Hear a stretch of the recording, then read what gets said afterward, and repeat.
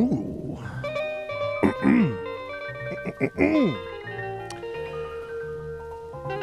We're on the road again. People want a big, we didn't do this last time I was down here in Teasdale. I want to do a big shout out. The fine people over at KDMP, affiliate station of KTRD, they broadcast. They boost the signal out here in the Teasdale, Wayne County area. So I just want to thank them. We've never really appreciated just giving our nod to. We send the signal to them via our good friend Lynncolon Towne-Karr. For those who don't know, we are Polyester Blend, our normal broadcasting stations, KTRD out in the West Desert. We that's our shack, but we are sending the signal to that shack via. Oh, this is the. Oh boy, this is a travesty. This is an outdated photo. This is our good man Lynncolon Towne-Karr. This is when we were outside of the Red Rock Hotel and Casino, doing the show live from there. No. We have updated imagery here. We got this sent over today. Went out there and took a quick pic of our good man Lynncolon. Yeah, because he's in Teasdale here tonight, people. There we go. There's the correct shot. That's the building I'm in, people. In Teasdale, there's Lynncolon out there. That old whippersnapper. He's a heck of a guy. Great story. We're going to hear more from him later on in the show. But let's just I also want to show you what it looks like inside the van. Because he's working hard out there, people. There it is. Hey, there I am being set to it. Hey, Lynn. His mic's not on right now, but he's controlling the knobs. He's getting the signal sent out to KDMP Teasdale that goes all the way to KTRD in the West Desert. Polyester Blend's about to start here in 2 minutes, people. 2 minutes. That's right, we are back. Back in Teasdale. Impromptu trip. But do I make sure we do it? The show? I love it. I'm addicted. 9 o'clock, Polyester Blend. Blend.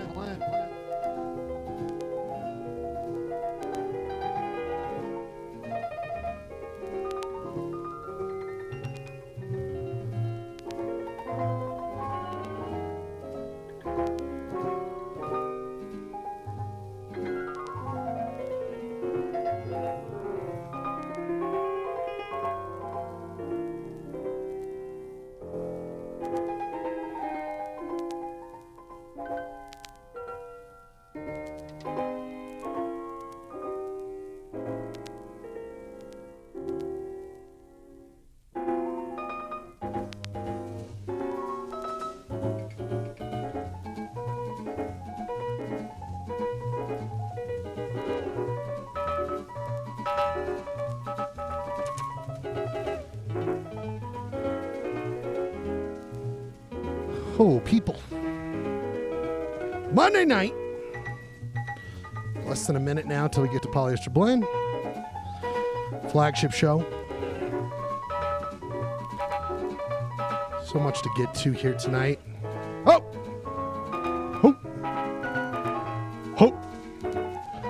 Right, can you hear me? So you got it. Before you get going, we are at the 9 o'clock hour, but you just want to make sure. Rise here. I'm glad these guys always show up for sound check.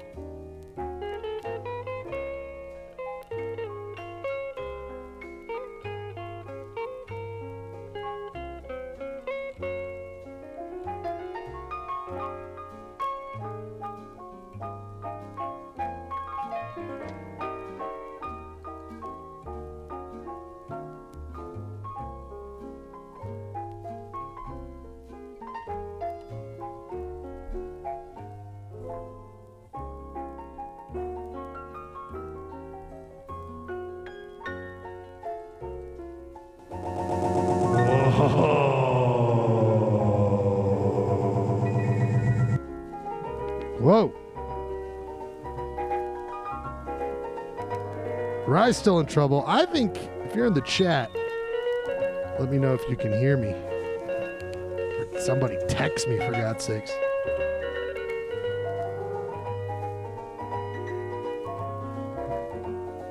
Right.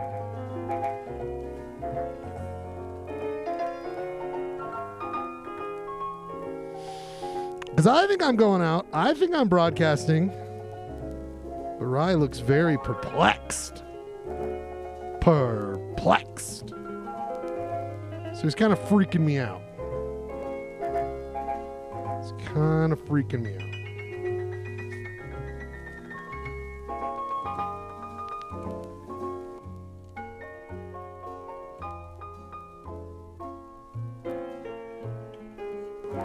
But it works that way.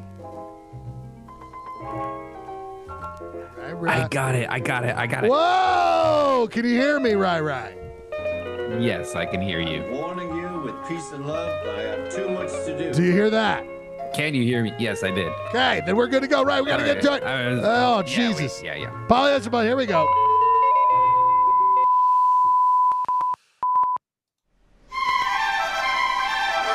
KTRD, home of the Polyester Blend Network, is now on the air. Welcome to another broadcast.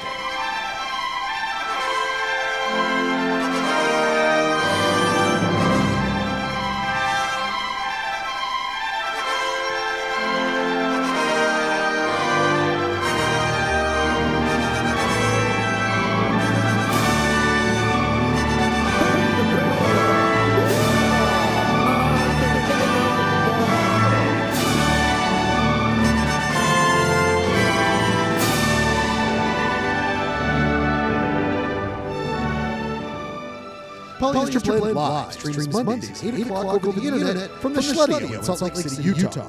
It's also simulcast from UHF station KTRD, 299 MHz frequency from the Eastern Dip in Utah's West Desert. It's not Arizona, it's Utah. As Polyester Blend Network and KTRD starts its broadcast day, we ask you to join us as we dissect, try to understand, poke fun, and also share our love of this strange Utah existence.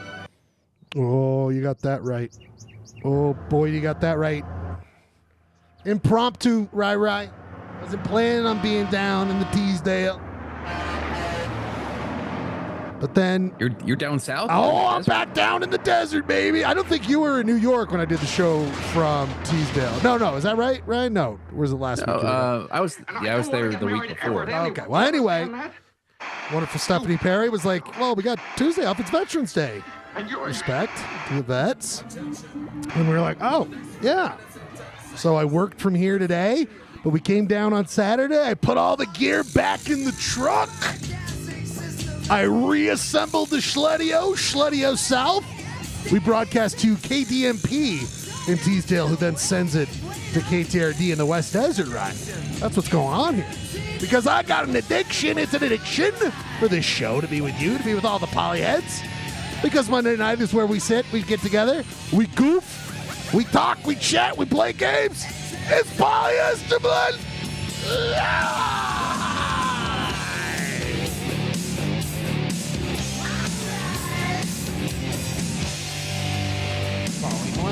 Oh, yeah, that's right. We are in Teasdale. I'm starting to get good at this, Ryan. I could break this whole Schledio down, get it back reassembled. It's out of control, right? Very excited to be here to see this. Oh, and by the way, we are coming from the excited capital of Southern California. It's San Diego. He is our Ed McMahon. Ryan Bradford, are you with us? I'm here. Very excited to be here. Oh, we're so glad. Rye, true or false? Well, hold on. We'll get into that in a second. On Veterans Day Eve. Veterans Day Eve. Have you set out your cookies and milk for the veteran that's coming to your house? I know Congress hasn't set anything out for them to have fully funded lives where they don't have to worry about all sorts of things. I know that our government's taking care of these people, right? Right? Oh, no. Right. My name is Ryan Bradford. I'm Ryan Schlegel. You're Ryan Bradford. So glad to be here down in Teasdale. People, if you don't know what we do here, we do so much.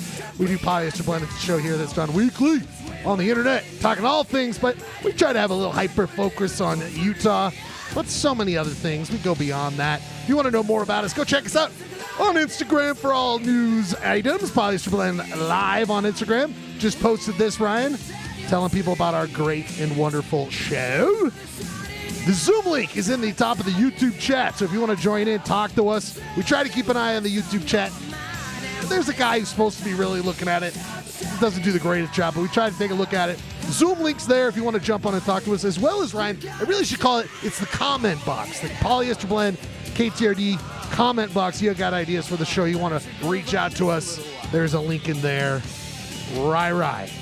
Now that those things are out of the way, Ryan, I realize that what we normally do at this part of the show is a basketball shot, Ryan, to see if I get a basketball shot in. And if we do, that means we're going to have a great show. Well, Ryan, I tried to recreate as best as I could. I found there's a bunch of drawers here, Ryan. So I've opened up the drawer. If you miss this, but I don't have a basketball. There's no coming back. I don't have the globe. I don't slam dunk the globe. Ryan, what I have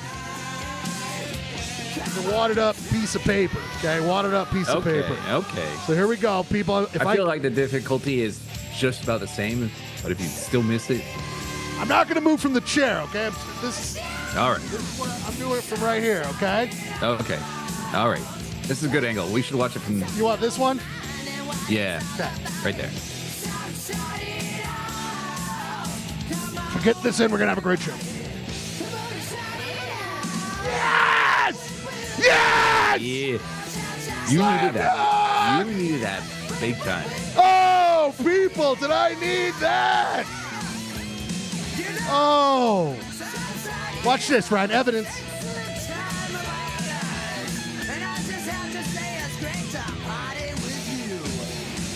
Hell yes.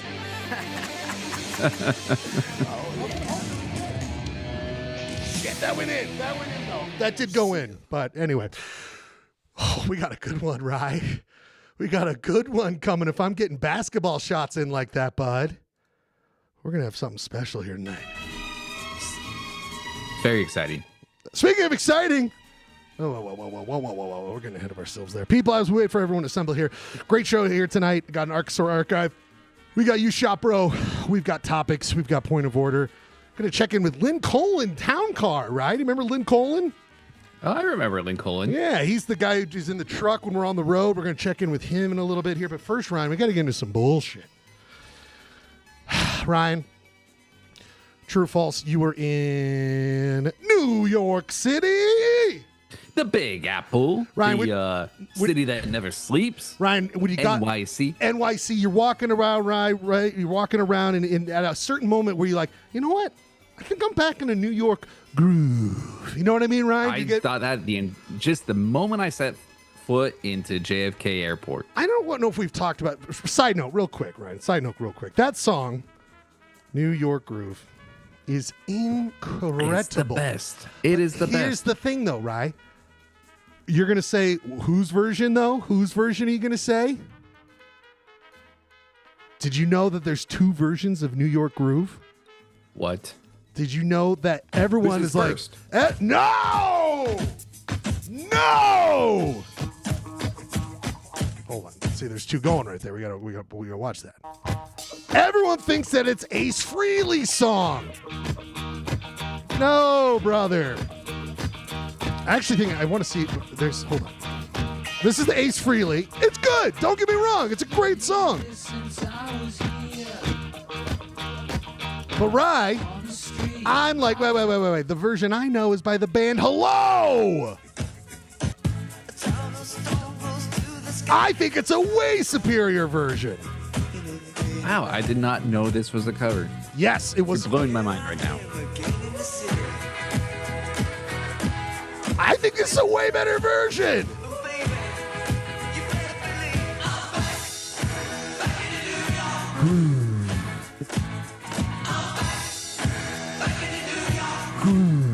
I mean, come on. Though, like, this is a fantastic version. Sure. But, like, the Ace Frehley one has, like, the backup singers that makes it feel like a very, like, kind of Lou Reedy. A little seedy, a little New York seedy. A little seedy, yeah. I Love that, right? I love that. That's the topic here tonight. What's your favorite version of New York Groove? Speaking of New York Groove, Ryan, the whole reason we brought that up is you were in New York City, and not only were you there. Ryan, quick thoughts on a return. What was the last time you were in New York? I haven't been in 16 years. Whoa! Since you lived there? Since I lived there, yeah. Holy shit, it's been that long. What was it like? Hey, it's the same old Big Apple. Or were you like, this apple's rotten? Or is it right? I could spend. So it was a work trip. We were checking out schools among the Bronx and Manhattan. Hell yeah. Very exciting, very illuminating and inspiring. But we didn't have a lot of time to do New York stuff. And so I did manage to corral a bunch of teachers and admin Roger to the Brooklyn bars that I used to go to 16 years ago, namely Alligator Lounge, which, as we may have discussed on this show, was recreated for the rehearsal, which is season 1. Amazing, because that was a bar I remember you taking me to when on my first, and I think I've only been to New York 2, maybe 3 times. I think we went there together on our first, and I remember you showing me this because the deal, Ryan, right, is that you get when you buy a beer, you get a free ticket for a tiny personalized pizza, right? No thrills, it's nothing crazy, but it's not bad. It's a fucking, like, for free pizza, it's really good, and they make it right there on the spot for you. And when you and I went there, when you took me there, it was 2008 or something like that. We weren't exactly swimming in cash.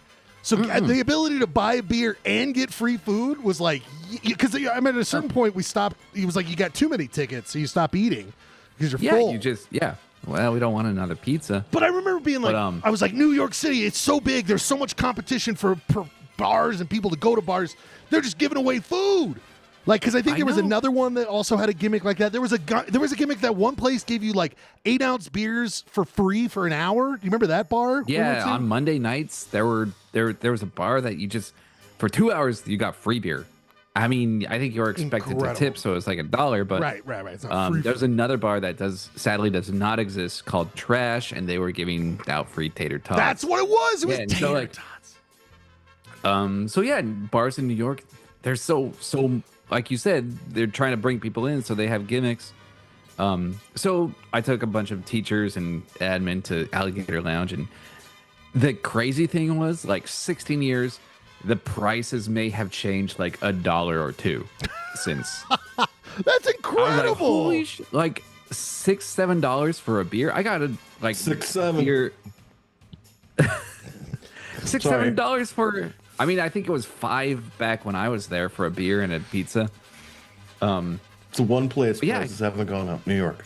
Yes, we're talking with Ryan, who was just in New York, Clay. And by the way, this is Clayton Scrivener, everybody. Clayton Scrivener, the Podfather, wearing what seems to be some sort of robe with just a little bit of spittle on it. Just a little bit of spittle on it. I mean, spittle on the other side, brother. There's a big old wet mark right there, brother.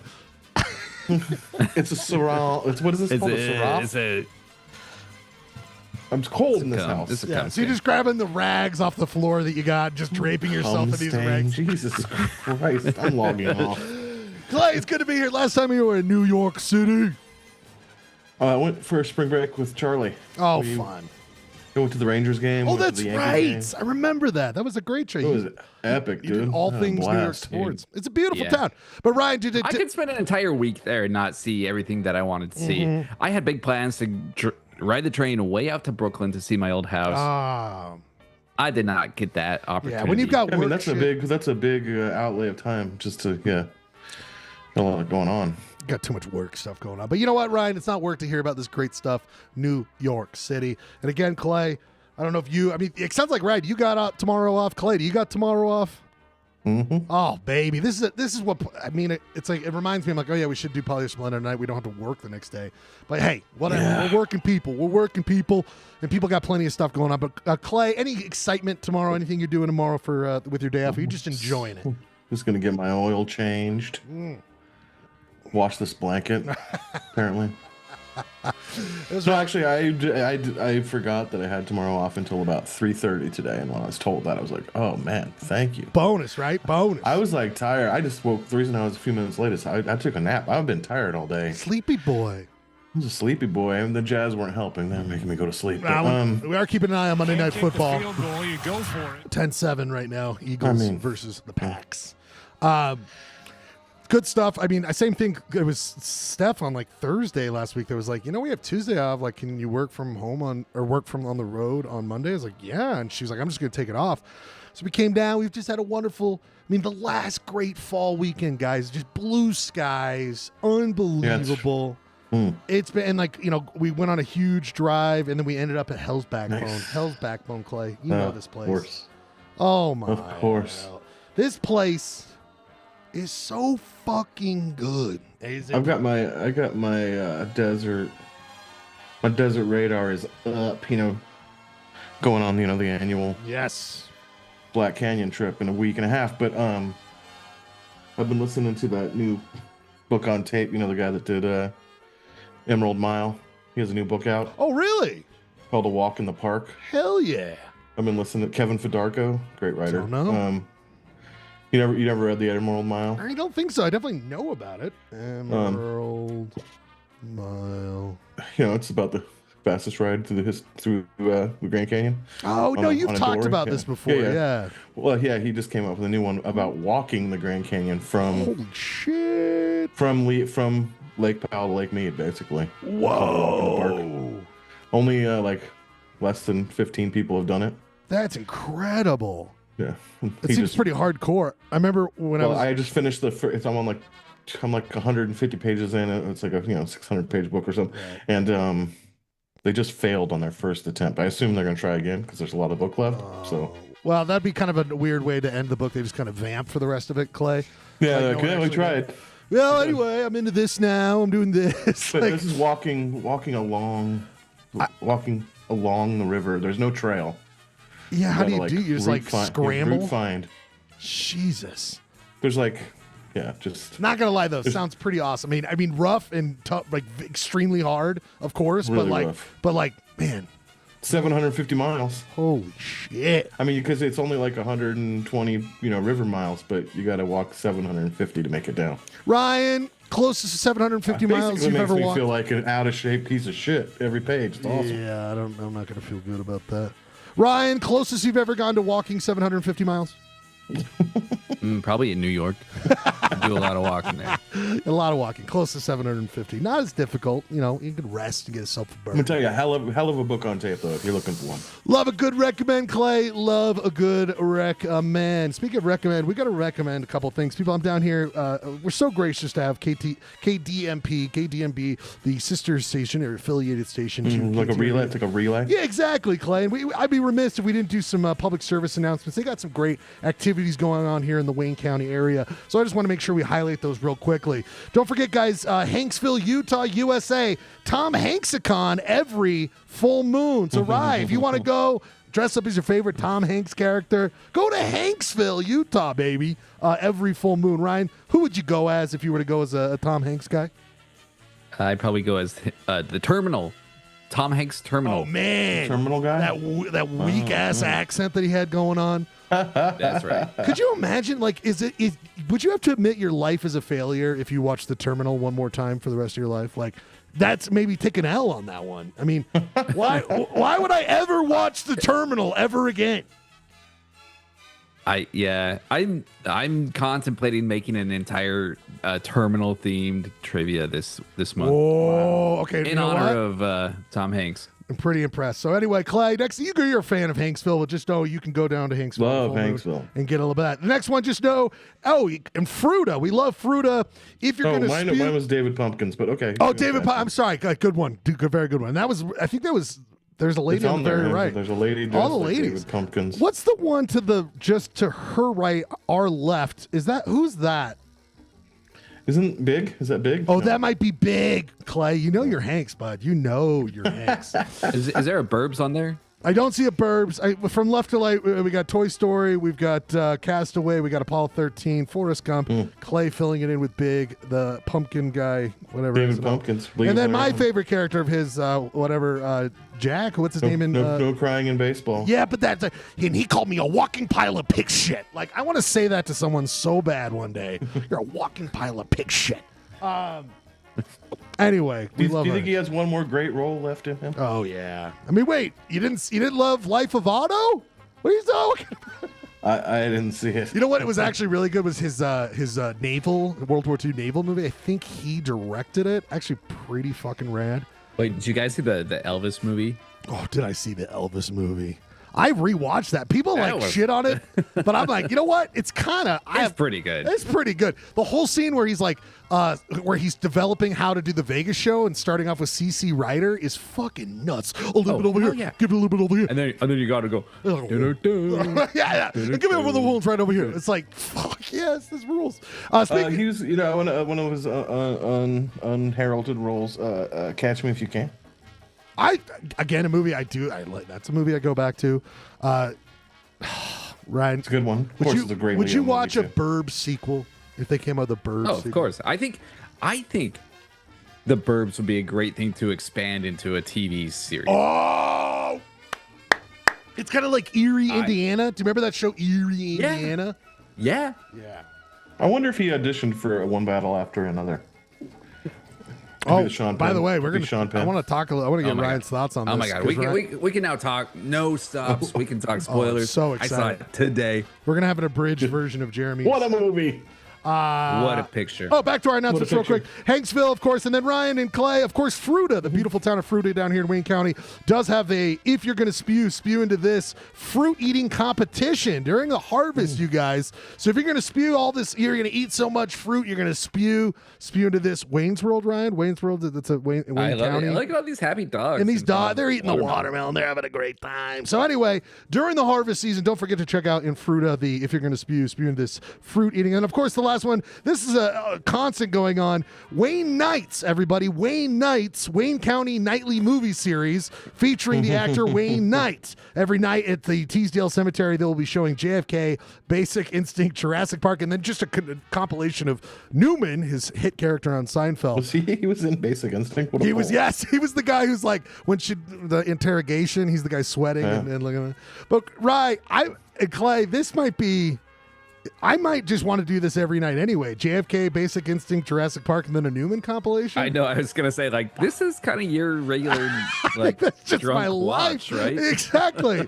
I'm living Wayne Nights, and you can live Wayne Nights, Wayne Nights in Wayne County, the nightly movie series at the Teasdale dump. Just some community service we got to get out of the way, guys, because we are so lucky to be boosted from KDMP, Ryan.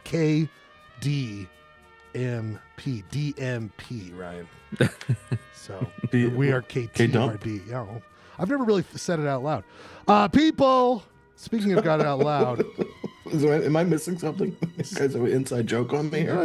We have Clay, you got to watch the show, and we do these things and have all sorts of fun stuff going on. I watch the show every time I'm on. People, speaking every time we're here, I wanted to do this. There should be an other affiliate called KAKA. KA. Kaka. See, Ryan, you know what we're doing over here. You know what we're doing. Speaking of doing over here, Clayton, I took a basketball shot, got in it. I've never been more proud of myself. I got a basketball shot in that drawer, so we're going to have a good show. We already are, Nice. but in that drawer, you guys. I was wondering why that drawer was open. It was making me really nervous. Oh, so we shot a basketball in there. But I just want to show this. Oh, man, I found this photo of old, young little Rai. How do I do this? Oh, look at that boy. Oh, look at your toe head. I was a towhead boy. Very blonde boy. Very blonde boy. But then this is your favorite schlegs. Like awkward, just getting into college, the hair, drinking a soda. Where are you sitting? Do you remember? I don't know, some stairs, some horrible stairs. Just not enjoying who I was personally, but learning how to become the person you've loved today. I love that. Clay, you see these old photos. First thing, I always go, man, I used to think I was really fat, and that is not fat to what it could eventually end up young Ryan. Where you're like, at the time I was like, God, I'm such a chunky husky. I'm like, brother, it's only going to get worse. All right, my man? Anyway, these photos are Wait great. till your metabolism really shuts down. I know. And then it's like, oof, boy, gentlemen. But speaking of gentlemen, those made me think of some memories, and I have some memories I want to get to you guys. That's why we are going to do a little segment we love Called memories. I was trying to think outside the box here tonight, guys. Memories. There's so many memories.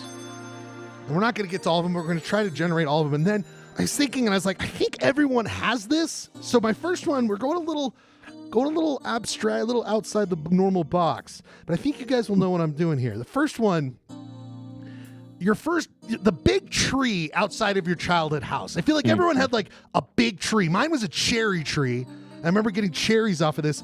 Clay, I know you grew up, of course, in Las Vegas, and maybe you'll have a variation of this, but was there a big tree or some sort of like thing outside that was like... Well, there was a tree. Ah, see? It was an olive tree. See? You remember the big tree!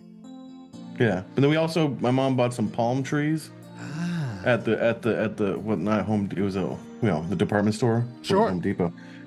We used to jump over them. They're now 50 feet high. Holy shit! Yeah.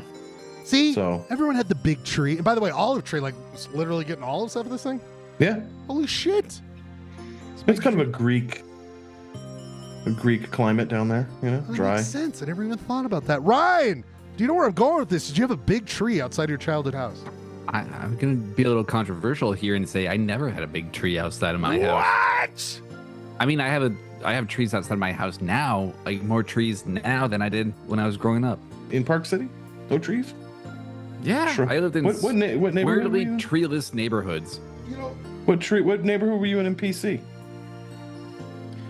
We lived in What's that called? Silver something? Silver? Silver. Oh, you Creek, guys, but you lived out. Silver You both Springs. lived out. You both lived out in the county. And to Ryan's, Yeah. and also to be fair to Ryan, that community was just created out of nothing but sagebrush, like what, 2 years before? You know what I mean? Like, it wasn't right. trees right there. But anyway, I was trying to think. I think we all have big trees. Anyway, big trees. I love that. Clay, next one. Worst meal you ever cooked? Worst meal you ever cooked, Clay? Worst meal I ever cooked. I'll give you context, Clay, because this weekend I make this great breakfast. I make it home. I love it so much. But my sweet mother has weird salt. She's got weird salt down here. And I thought it was crumbling, but it turned out the salt I put in, it was like it was supposed to grate it. It didn't do anything. I took my first bite. It was just chunks of salt. Yeah. And I was like, but like in the worst way where you're like, I feel like I've had enough salt for 4 years. So we just had to like ditch the meal. I just had to throw it away. And I was like, I think that was the worst meal I've ever made. So that's where that comes from, Clay. Mine. I mean, the worst meal I ever cooked. It's easy, but on a river trip, there's a famous river trip we took down the San Rafael where it was like 10 times the size we thought it was going to be. The San Rafael's usually about the size of like the width of your living room. Oh, and wow. it goes really slow, but this turned into a race. So like we were drunk by the time we put in. We didn't tie anything down, yada yada. Came around the corner, yard sailed everything, including all the food. So all we had left, like we had a Dutch oven prepared, all this kind of stuff. That's in the bottom of Lake Powell somewhere. So Because river meals can sometimes be the best meals. You know what I mean? all we had left for that night, this is a one-nighter, so it wasn't a disaster.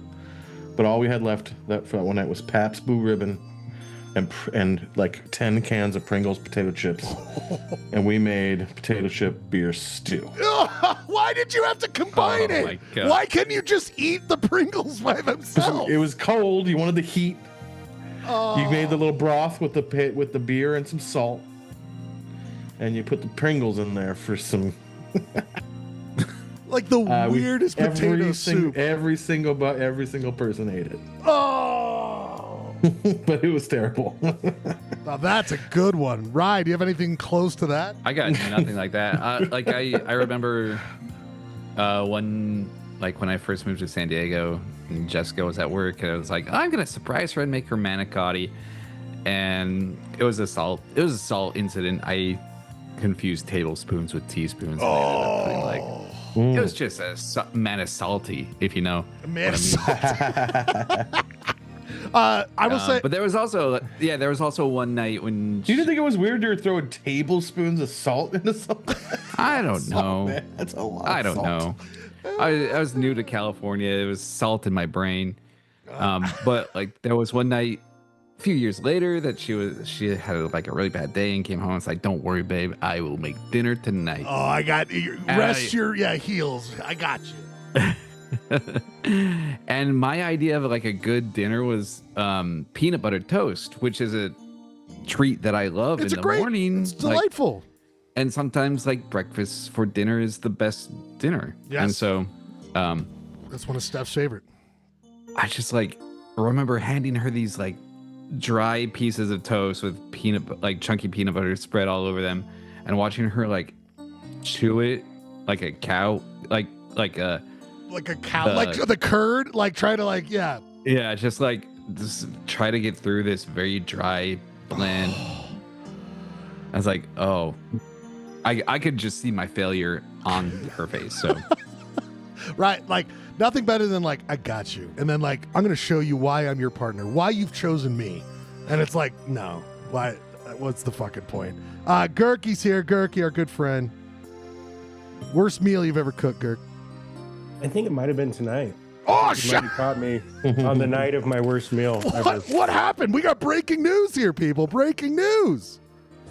No, I was planning to make the pasta, just something nice and simple, but everybody was talking about, I went to the bar tonight, and everybody was talking about hamburgers, and I'm like, man, a hamburger sounds great. I can make a hamburger. Well, I had bought these frozen hamburgers from Smith's. Oh. And they've been in the freezer for a while.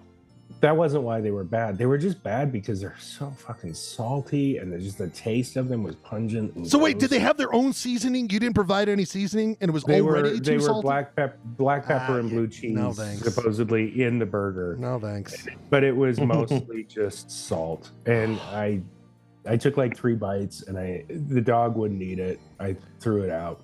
And now I melted some chips on some chips. And classic. And by the way, kind of trying to make do. Gurky, we've all been there. By the way, the thing about tonight, salt it giveth, but yet it has really destroyed a lot of our meals. Besides Clayton's wonderful Pringles soup. Potato chip soup. But speaking of melting cheese, Gurk, I remember like being in middle school and thinking I had figured out like, wait a minute, I really like kind of burnt cheese. Like burnt cheese is so good.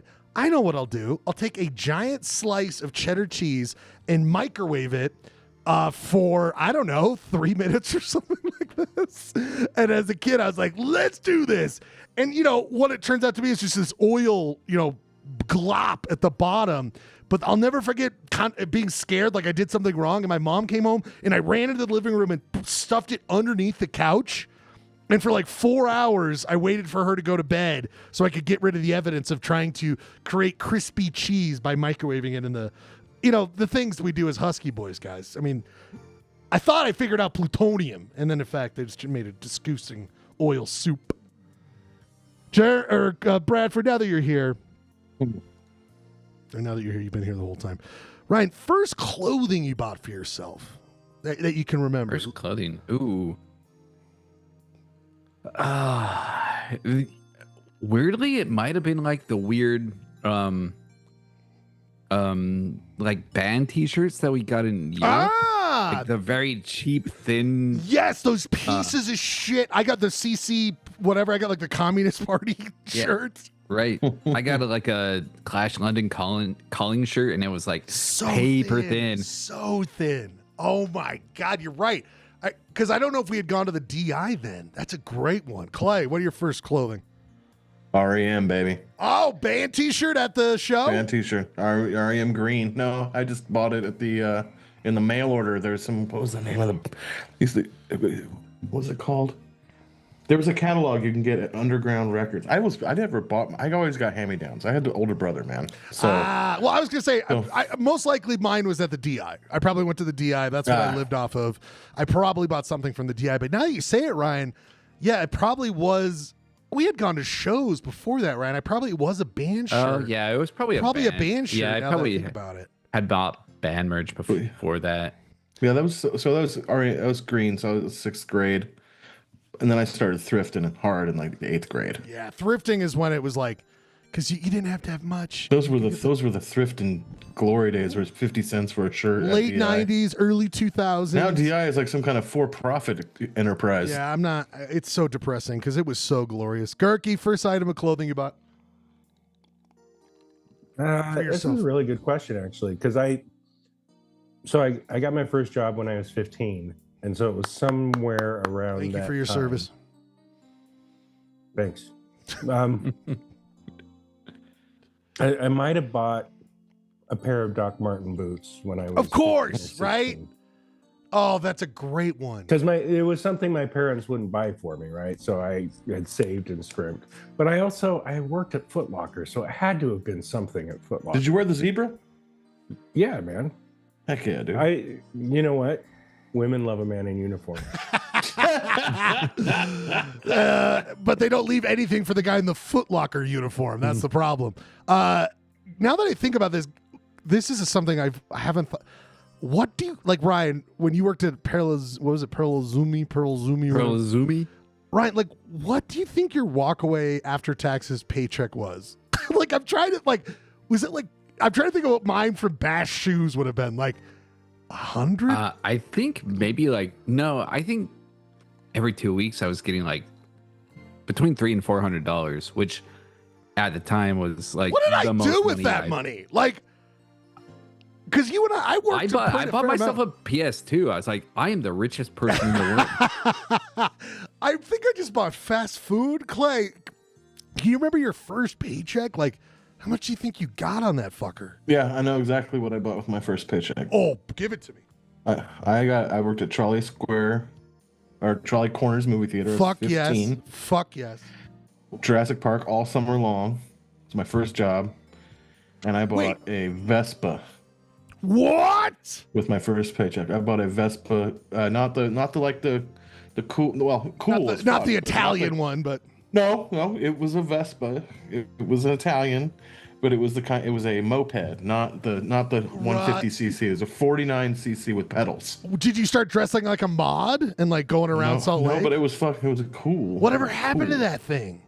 He's like running around with a skinny black tie. And I rode it to my trilby and sunglasses, just skanking. Could you drive it back to Vegas, Clay, on the highway? It was so cool. Kyle Malfs had to go out and find one himself, and we used to ride it around the city. Winners. Dude, you and Kyle as mods, dude, just going around town. Listening to Skank and Pickle. Whatever. Oh, dude, badass. Whatever happened to it, Clay? I rode it till the wheels came off. I rode it till it just disintegrated. You know, I was 15. I didn't take care of it. Did you give it a name? Did you give it a name? No, I should have. Ryan, just a Vespa. Tell everyone the name of your car that you had. Yoshi. Oh, I loved Yoshi. Well, was it? It was a what kind of car was it? Is a Mercury Tracer. 94 Mercury Tracer. I love that. Yeah, dude. My mom had a Mercury Tracer. I'll never forget the time we both were like, oh, we gotta like go down and buy like DVDs or something, right? And then it was like the middle of like the most horrendous. It was like the first like Christmas break back from Santa Cruz, and I was like, I got these like $25 gift cards to Media Play. We got to spend these. I know there's a blizzard coming, but this front wheel, no 4-wheel drive car can take it. Let's go, dude. And Ryan and I go down to Salt Lake and then up like halfway up Parley's. No traction in this vehicle. We just like pulled over on the side of the highway and just like waiting for something to happen. Yeah, like that's what you did back then. No cell phone. What did we do? We just waited till a plow maybe came by, Ryan. Like I think so, and then we started like following the plow, and then we made it home. But like people, dreams can come true. Mercury Tracer, this kind of whatever happened to Yoshi. But I remember like so. Oh, did you have the station wagon Tracer, or was it the? Oh, this exact car that Ryan has on the screen. Nice. But yeah, I remember like Jenny, my girlfriend at the time. We had plans to go see the Park City movie, which was Lost in Translation, like the Park City movie at the library. Wow, I didn't realize it was in college. I had to tell her that I couldn't make it because I had a gift card to go to Media Play, and I knew that there was going to be a snowstorm. Dude, no more dirtbag college boyfriend material than that, right? Like, sorry, babe, can't take you to the movie. I had a $20 gift certificate to Media Play with my bro. I had to drive 30 minutes in a snowstorm to get it. We got stuck. Get off my ass. What'd you buy? Like what'd you buy? Like crash test dummies or something? What'd you buy? I can't remember. I know. I'm trying to think. If it was that time, it had to have been some sort of 2003 or something. It was probably some GameCube game is probably what I bought at the time, something like that. GameCube. God, that body shape. Look at those tires. You know that was the rockin' parlor's Dude, hard. that shit was the real deal. Gurky, you get this first video game, Gurk. First video game. Speaking of video games, I didn't even mean that. Look at a segue that we've added here. Like that you had, and you're like, what was your first video game you had at your house that you played, Gurk? I'm considerably older than you guys, so maybe I should. When we got our first chess set, boy almighty. Was it a 2600? It was a 2600. Hell yeah. Damn. You guys ever rocked the 2600? I don't even know what that is. Was it the Atari? The Atari 2600. It came with Pong and Space Invaders. I mean, didn't I come with definitely played Combat? that. I know. Oh, and Combat, yeah. Yeah. No, was I gonna say, definitely my played first was that. Oh, and my we first was also Combat. we got Pong, Space Invaders, Combat, Missile Command. Those were the 4 games we had. No, I feel like initially. I think we had baseball. Oh man, just looking at that makes me. It smells like my grandma's house. Oh my god. yeah, because I feel like there would be a rotation where you even with a Nintendo, like a Nintendo, you'd stop and then break out the Atari and play some Atari games. Like it was still in the rotation. Growing up, early '90s, Atari. I'd still play Atari games. Ryan, is that right?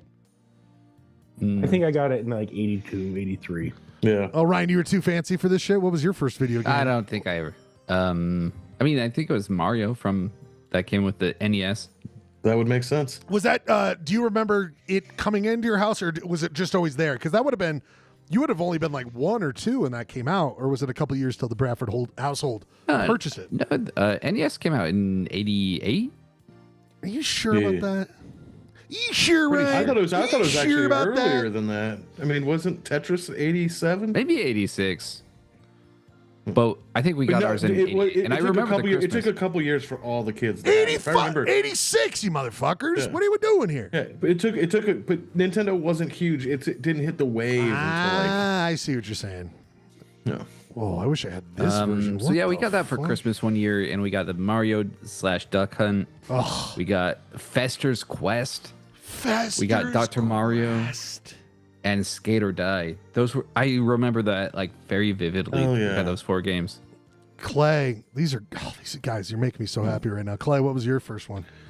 Well, I mean, home system, like I said, was Atari 2600. Atari And it was 2600. it was Combat, but there was a 7-Eleven up the street. Oh, a little fucking arcade. My first obsession with the video game was 720. There was no doubt about it. I could fill up the whole skateboard with gold, baby. What was it Gold. called? 7 what? 720? You never played 720? Dude, it's like the best video game of all time. That's where Skate or Die came. Skate or Die was Only they ripped that off 720. Only child Ryan Schlegel, though I think this would have even been past my time, Clay. Like That was that stick that goes like this. All it did was go in circles for you to spin. well, some of our sticks still do that, buddy. But we this cabinet, by the way, Look at looks that- fucking rad Look at as that ghetto hell. blaster up top, dude. And look at that just pattern where the joystick and the buttons Yeah. are. Holy yeah. shit. Yeah, I dumped a lot of money into that machine. Whew. Skate or Die. Damn, son. I'm way later. I relied on the neighborhood kids who I definitely played Nintendo. I definitely played Atari. You know, everyone had it. And then we moved out of Sandy and it was just in a desert with no consoles. All I had was this kind of thing. It was Brett Hull, Wayne Goretzky, video game, like handheld stuff. I don't know if you guys remember this shit. Oh yeah. Like, I think I've shown this before, but like this kind of shit I relied on for a long time. These like handheld. It's like it's basically yeah. like Swap three gamers, yeah. three images that they cycle through. You know what Yeah, I mean? I didn't even think of those. I had a Yeah, the I had a- asteroids. I had a Coleco football and Coleco hockey. I They still were have a just couple over there. Those are amazing. My kids got me both of them actually just like 7 years ago as sort of like a, you know, You're getting old gift. dad's an old nerd kind of thing. Let's But play. but you know what? I played it for hours and hours and hours. You know what's, dude? You're making me think about this, Kirky. When I'm like lying in bed, riddled with dementia, liver failure. like he's not responding, and then someone will be like, I got an idea, and like I found this old toy. If like I'm, they hand this to me, and all of a sudden it's like in Awakenings where I wake and just start playing this shit. That's your like, rosebud. That's my Electronic Wayne Gretzky Brett Hull shootout. On my deathbed, I'm just gonna go, skate or die, and then I'm gonna die. But then you'll be like, but wait, it was actually 720. And then you'll die. And then I'll die. For real. Oh. And then you'll die for real. Right. By the way, right. I'll never forget you said that moment you got the paycheck and got the PS2. I felt like I was in your house. I was like watching the future with you in the house. I was like, when you loaded it up and it had that crazy graphic, I was like, this is the fucking most advanced thing I've ever seen. I don't know what to do. This is so cool. The entire We year. we would ditch fourth period to come home and like play Vice City. Because you know why? Because that's fucking rad. Also, the entire year of 1995, I swear I spent the majority of my time smoking weed and playing NBA Live 1995. Oh fuck yeah! Because the PS1, that was a big jump. oh yeah, that was That's huge. a big jump. Anyway, video games. We could talk about that. We should have a whole segment about remembering video games. We must get along. Schleg, Please. just before we move on, Please. NBA Jam was my jam. Yeah. But also, dude. did you play the hockey one? NHL Live, I think is what it was called. 2-on-2 hockey. Oh wait, what system? No, this is a arcade. No, I never played NHL Arcade. My game growing up was, and it has literally gone down as one of the greatest video games of all time. Oh, the Sega Was- NHL yeah, 94, 95. NHL 94 was, and still is, just like the most fun. I know how to score a goal, no problem. I know what I'm doing.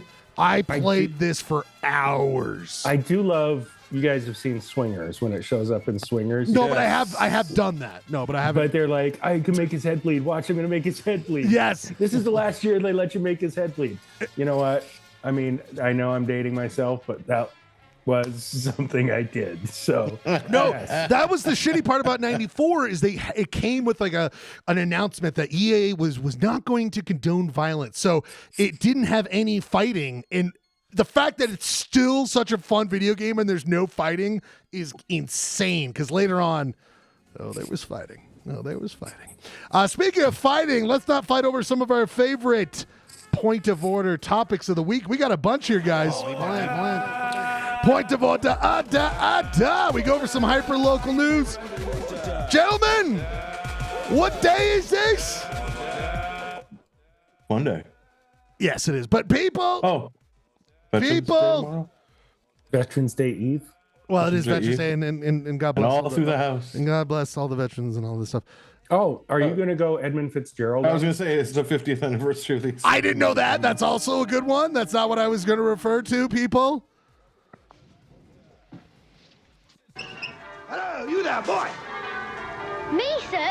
Yes, you, my good fellow. What day is today? Today? Why, it's Christmas. Why, it's Tim Ballard back in the news day, Clay. I am not Yeah, joking. I read I that. literally, I swear to God, after the show last week, I had a moment where I was like, where the fuck is Tim Ballard, man? It was also this is the crowning jewel of all of Polyester Blend Investigates. Yes. And you broke the story. Well, you broke the story.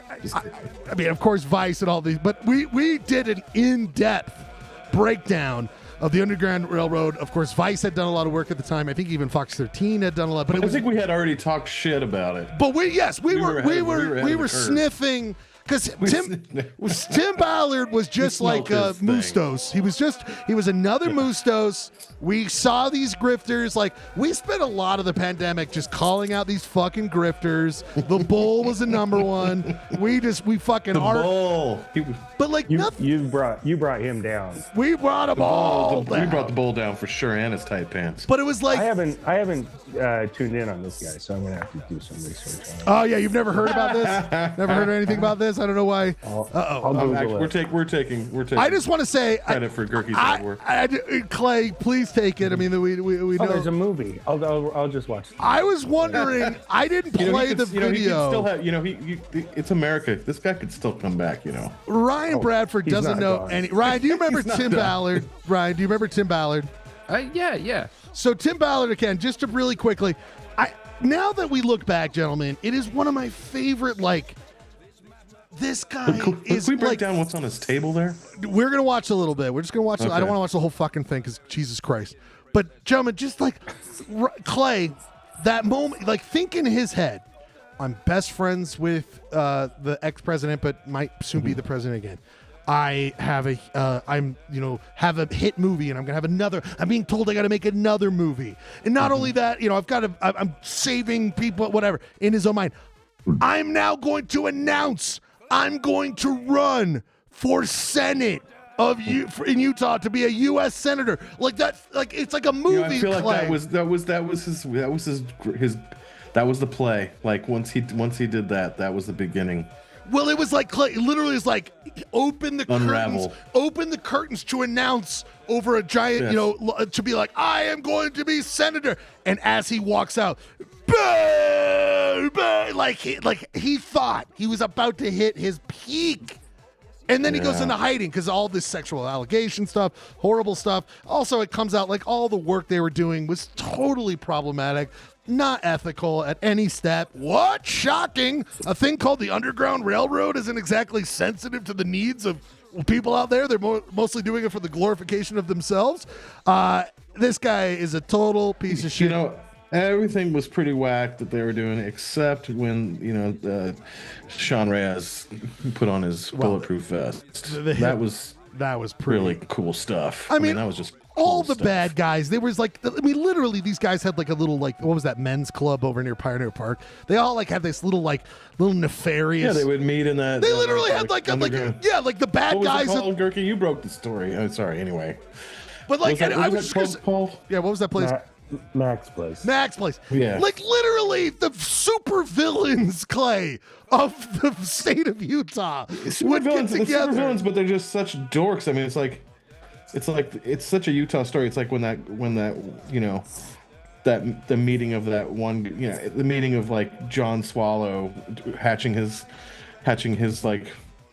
political operation at the Krispy Kreme. There's just always something just super dorky about it. It's real life supervillains, and they're Utahns, so it's yes. Yeah, they have to have some dorky element but to it. if you can scroll back down a little bit, I just want to make another connection to Polyblend. Not that far down. No. Just so we can see the full photograph at the top of the story.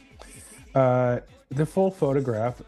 I appreciate how he hired Schlegel to do the captions on his photo or his image there. Because he spelled, oh God.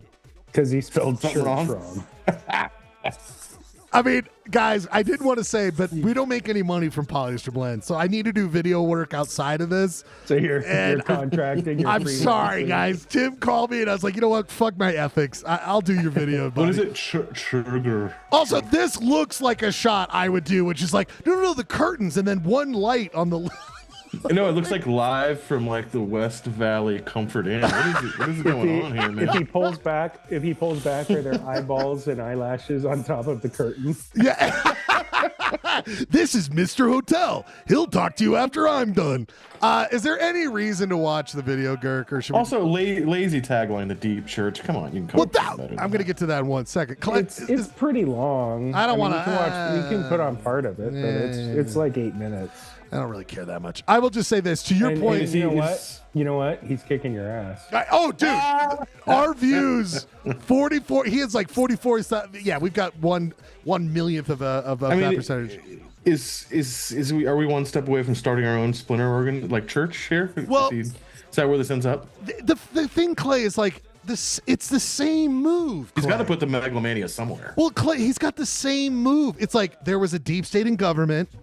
And then he's like, shit, I'm fucked. I'm fucked by the church I was really close with. If we want to talk about deep church, he was deep in that fucking church with the connections he had. He was the deep church. And then he's like, shit, what should we do? How do I frame that? Deep church. And I want to be like, dog, Yes, actually, there is a deep truth. It's always been that, but that's what they do. I think it's kind of, but it's the same move.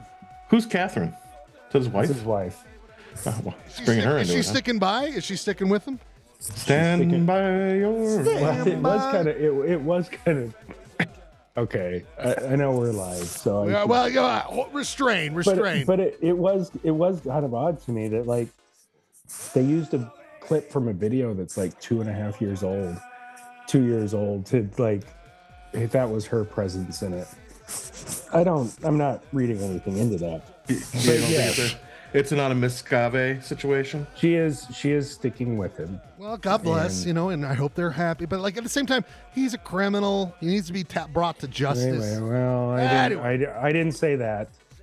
I am saying that as a free, sovereign person. I'm just not affiliated with anything myself else from those comments. No, I don't know. I'm strategically gonna go ahead and I gotta get my lawyer on the phone. I will say he deserves his time in court to prove if he is not a criminal. How about that? There we go. People, Tim Ballard. So what's the end game? Is it a political comeback, or is it new religion? That's the thing, Clay. Is like just walk away. I mean, he probably has some new religion genes. I mean, he's got a new movie coming out next. That's insane. Are you not going to see it? Oh, I got tickets. You know where I'm going to watch it, guys? At the renewed Segue Tower Theater. Everybody, the Tower Theater. That was like butter. Oh shit, my! Oh, watch out! Wow! Clay. Yo. The most happy news. We go from total piece of shit to. Oh, do you want to say something about Tim? No. If Jeremy was here, he would caveat this because I'm caveating it too. Oh, please do. Kind of. Well, it's just we've stop me if we've heard this one before. This is not the first time we've heard that the Tower Theater is going to reopen. Plans of plans have been hatched before. Some more cynical people in this world might just say it's a fundraising exercise to keep a certain 501(c)(3) afloat. I don't know. I will donate money to the Salt Lake Film Society in hopes that the tower will reopen one day.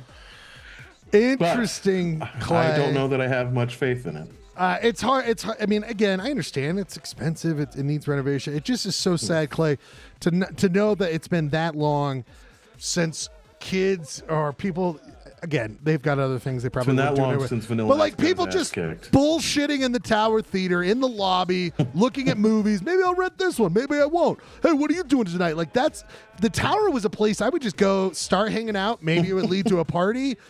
We did our the secret handjob party there, the comedy show that Clay or me and Ryan Holyoke did. The Tower is meaningful. It's a meaningful place. I passed out there once and fell asleep and woke up in the morning. There you go, Ryan. Yeah, I feel like when you saw midnight movies, there was like a 50% chance that you would fall asleep. Oh, I definitely did. And wake up on your own, and like nobody was there to wake you up. So you just, No, but like I said. The midnight movies. A lot of historic things happened there. The midnight movie, Ryan. That's a great. I mean, it was just a historical. Ryan, did you know that had been closed? Have we talked about that, Ryan? Did you know it was closed? I had known. And there again, they have these loose plans, like Clay saying, will it happen? I hope. Notice the word preliminary designs. I know. We hope. We hope, people. We just hope so much. Next one, I just want to throw this out there. Is people are doing the good work. Tim Ballard, I'm a big fan. No. What was this gentleman? I forget his name. But the people are doing the work to get food for those during. Apparently, it's over now, Clay. We can talk about that. The government shutdown.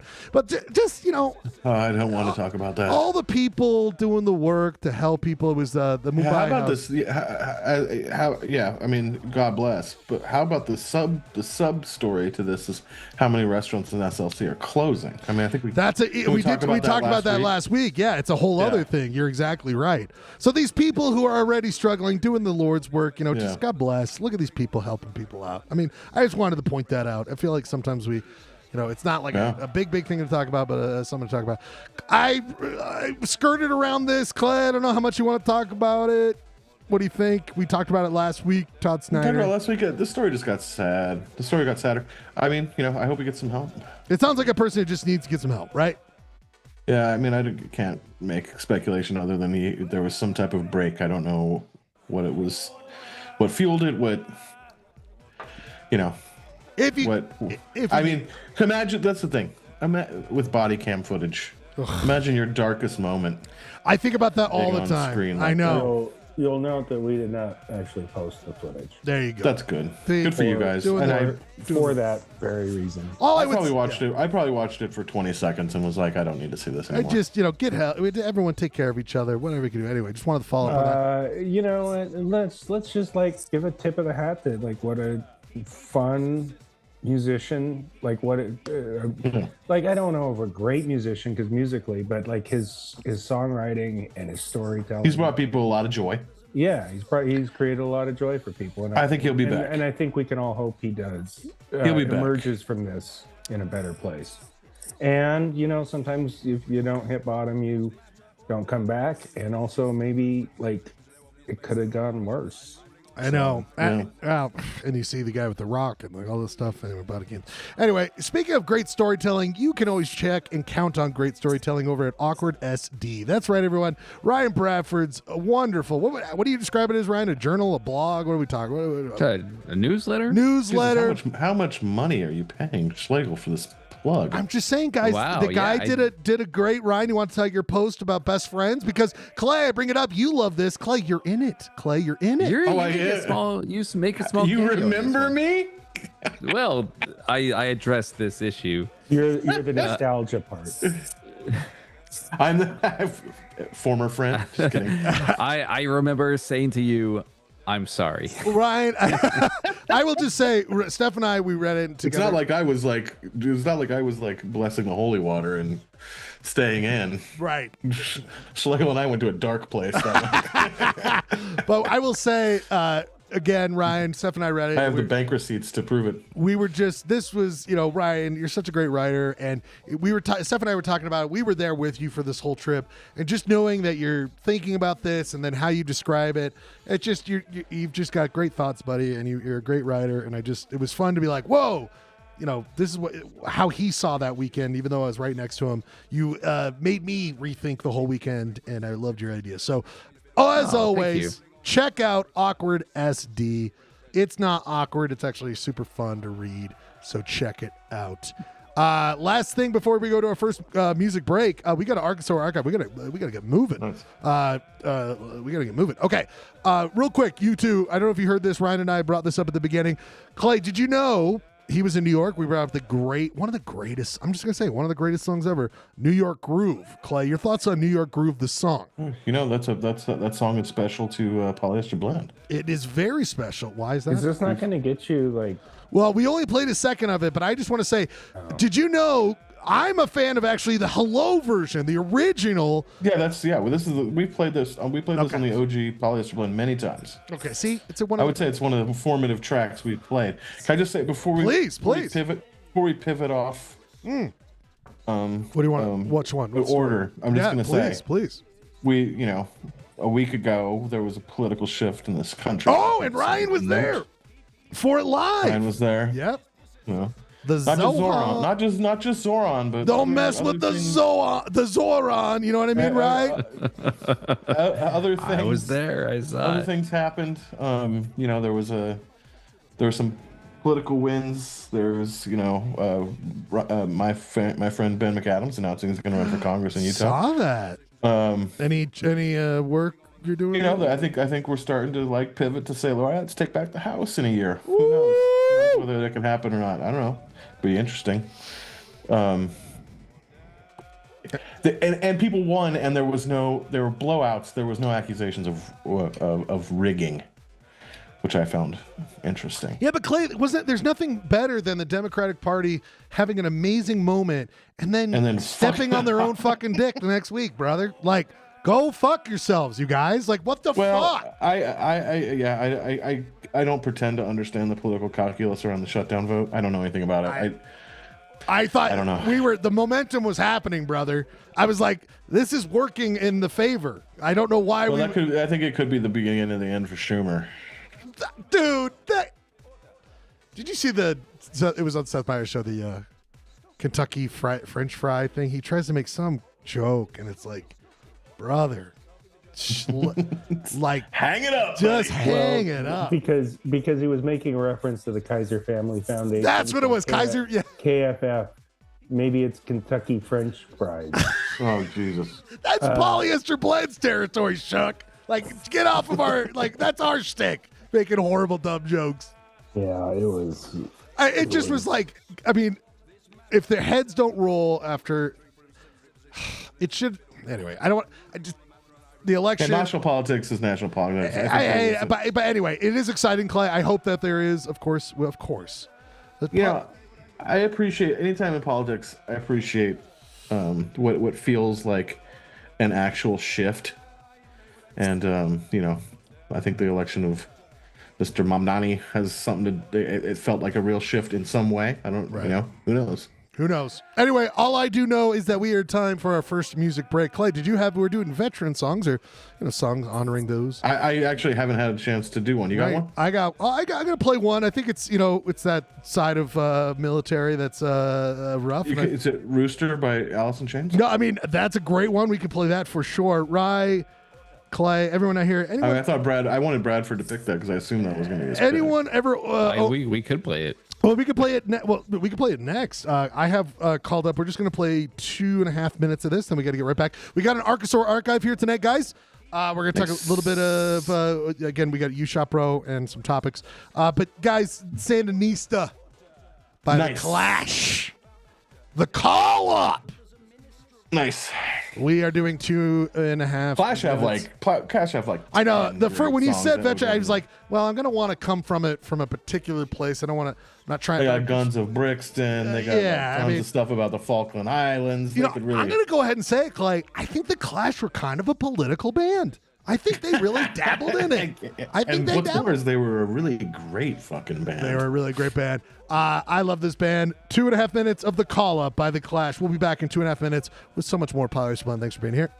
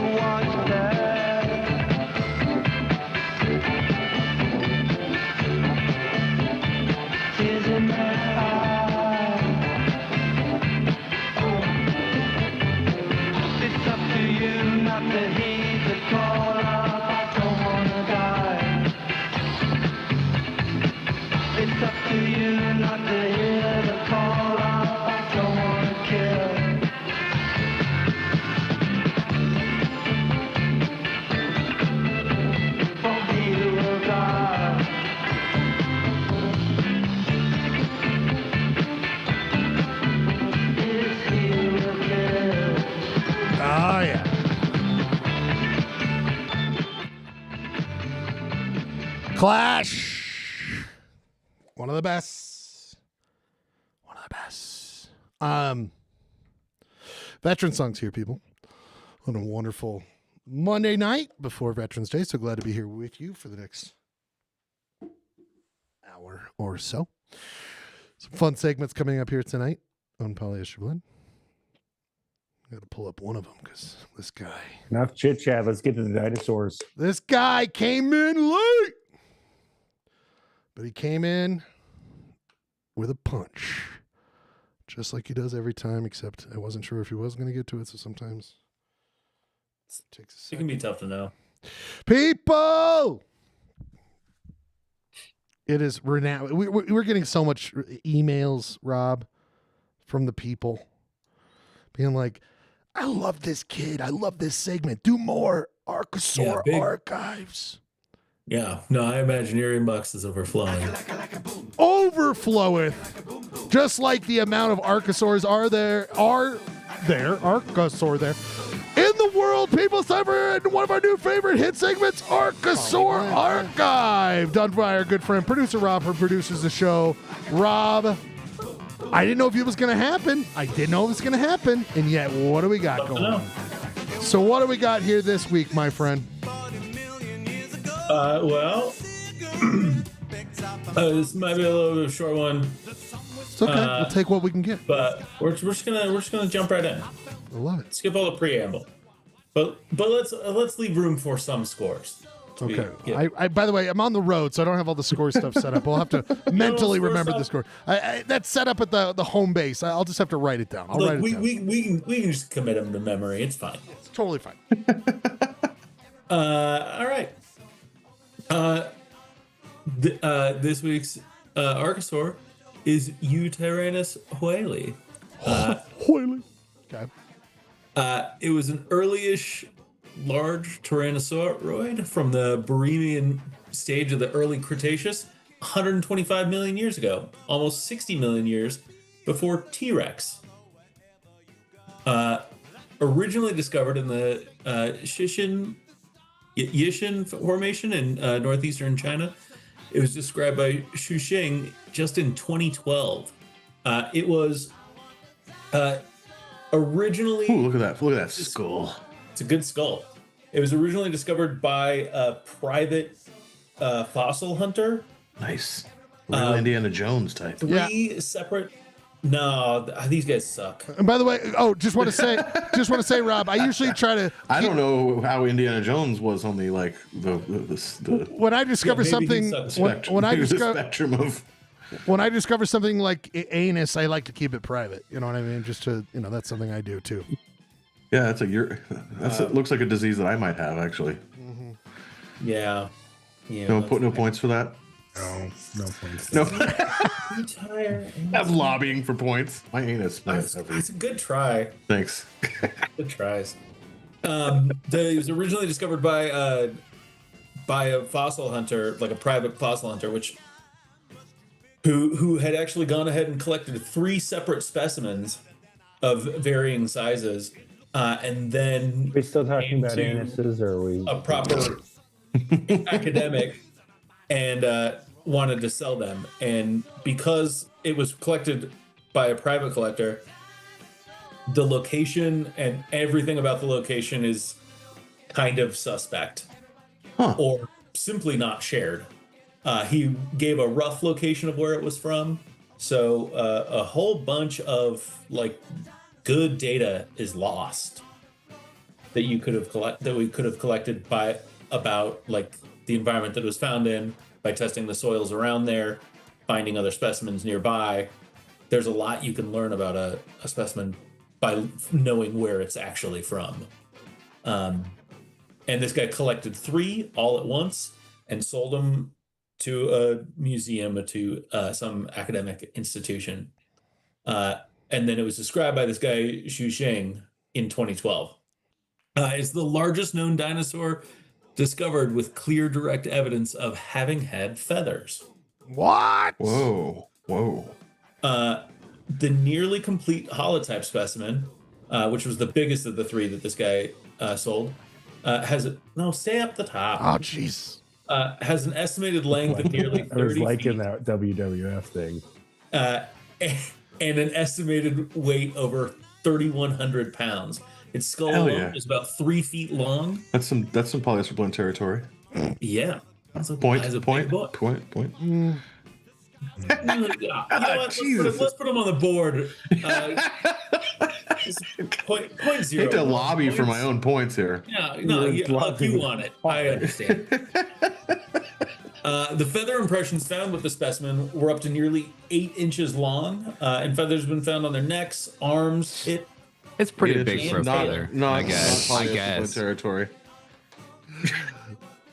Wait, I say mean, if that you again? call that big, Yeah. I said feather. I said 8 inches, not polyester blend territory. but- I heard feathers are more like on average like 5 or 6 inches long. I didn't know they were 8 inch long. Yeah.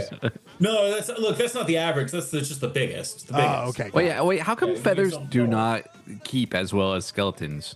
Great question. Like, why can't we see a good feather? Because a feather is so small and so tiny, Fibrous. that it's easy enough for and it's usually made of keratin. Keratin does not. preserve as well as bone. There's actually no bone. It's not an 8-inch bone. It's Yeah, but you see skulls with like I got an hair 8-inch and- bone. But they can be. They usually dissolve. I'm guessing that the feathers end up more as an impression in something, right? That's So these feathers were all impressions. yeah. Some feathers Would do you get like to see actually my preserved. impression of a Like feather? Maybe that's what the Mighty Mighty Boss Tones were singing about. The impression that I get there's about feathers. You guys keep bringing up feathers, but I just don't really care a ton about them. I just don't really care a ton. Oh man, that's a point. That's a point. look. That's a solid half point right there, Schlegel. You squoze a proper pun out of There it. we go. I can't read. What is the subtitle on this graphic here? It's something beautiful. What is that? It's feathered tyrant. Beautiful. The interesting. Wiley means beautiful. Wow, Okay. it's almost like we could apply that to Uranus somebody now. Feathered hair tyrant. Feathered tyrant. Beautiful. Feathered tyrant. man. Beautiful. Beautiful. Beautiful. Feathered They tyrant. were largely covered completely in feathers. The climate they lived in had an average annual temperature of about 50 degrees Fahrenheit. That's hot. So for context, Salt Lake's average annual temp is 52 degrees. So this is a place that's generally a little bit colder than here. So it kind of makes sense that it would be built to, hold up to a proper winter. I kind of feel like if they were covered entirely in feathers, it should be feathered tyrant. Fabulous. I mean, beautiful. Came with his own boa. Oh, come on, do I get a half point? No. You come on. guys can both have half points for that. Good Can I just Lord. quick aside, real quick, Robin? I don't want to segue too far away from this presentation because it is Please. amazing. Is there some conspiracy? I wonder if there is a backstory of how. I mean, this is an amazing creature. Like, why did T-Rex get so much play, but yet so many dinosaurs live in obscurity? Was there like a T-Rex lobby? Interesting Do they have question. a good agent? I don't understand. Why is it Triceratops, Tyrannosaurus Rex, Stegosaurus, Brontosaurus? Those are the ones you know. Like there's thousands upon thousands of these species that never got any play. Yeah, so they weren't all discovered at the same time is part of it. Part of it is just the biggest, best skeletons we got, or most complete fossils we got earliest is what most of us know the best. Got it. And T-Rex continues to own because it was just the biggest. And because it was also one of the very latest in the run of all dinosaurs, we have the most fossils of it. So things that are from the very early age of the dinosaurs, the Mesozoic, we have scant fossils of. Got it. Because it's had so much more time to get lost to time. So it wasn't that he had a Jerry Maguire type like dinosaur agent that got him a lot of publicity. Nope. Okay. All right. Nope. He Tyrannosaurus Rex legitimately deserves it for being. Show me the T-Rex. But we also have a ton of T-Rex specimens, and also we have the most of them in North America, specifically in in a little bit there in you go. Canada. And so that also buys them a lot of publicity. A ton of T-Rex specimens is really only one specimen, right? It's not even a full one. Yeah. Really. Okay. Anyway, continue. I'm not even going to lobby for a point. -5. Like, how many points can we take away? It was just a non sequitur. How could T-Rex even bang a gong with those short arms? You know what I mean? I like it, Clay. Thank you. But I did mention T-Rex before. I do want to point out that this is like an early Tyrannosauroid. Okay, so related. It's a very early Tyrannosauroid, and he predated T-Rex by nearly 60 million years. Damn. Oh, that's crazy. Which is, T-Rex was 65 million years ago. So this guy's almost as far away from T-Rex as we are. Wow. Yeah. Some have suggested that one of the most interesting things that I found out about these guys was that because they were so covered in feathers as a Tyrannosauroid, some have suggested that the scaly Tyrannosauroids of later times, like T-Rex, that might actually be a secondary adaptation where like their ancestors had feathers and then later they were scaly, which is not traditionally the way that we think about feather evolution. Is where it like gets scaly, it goes away and they go back to all scales. Oh, so the thinking is that they go feathery and then those turn into scales that it goes evolution. They like many dinosaurs, early dinosaurs may not have been terribly feathery. They were probably mostly scaly and definitely came from scaly ancestors. But then by the time Tyrannus was around, there was a lot of feathers going on in this side of the dinosaur family tree. But then later, T-Rex, basically no feathers, at least in adulthood. I understand coming from that scaly tradition. I find myself getting more and more scaly as I get older. I'm always checking my weight. Yeah, it's good. Always checking your weight. Scaly. I'm very scaly these days. I'm always scaling, and I'm always on a scale. Yeah. I see the effort there. That one didn't have. Here we go. Not a lot of weight. Yeah. So that one. So this first ready to play here ready to play of these guys. That is how they are currently on display, I believe, in China, which is a fucking rad way to display fossils in a museum. Battling. And that he's is coming off the top rope there. But that display, since those are actual Tyrannus models, and those are based, that pose is clearly based on this Charles A. Knight illustration.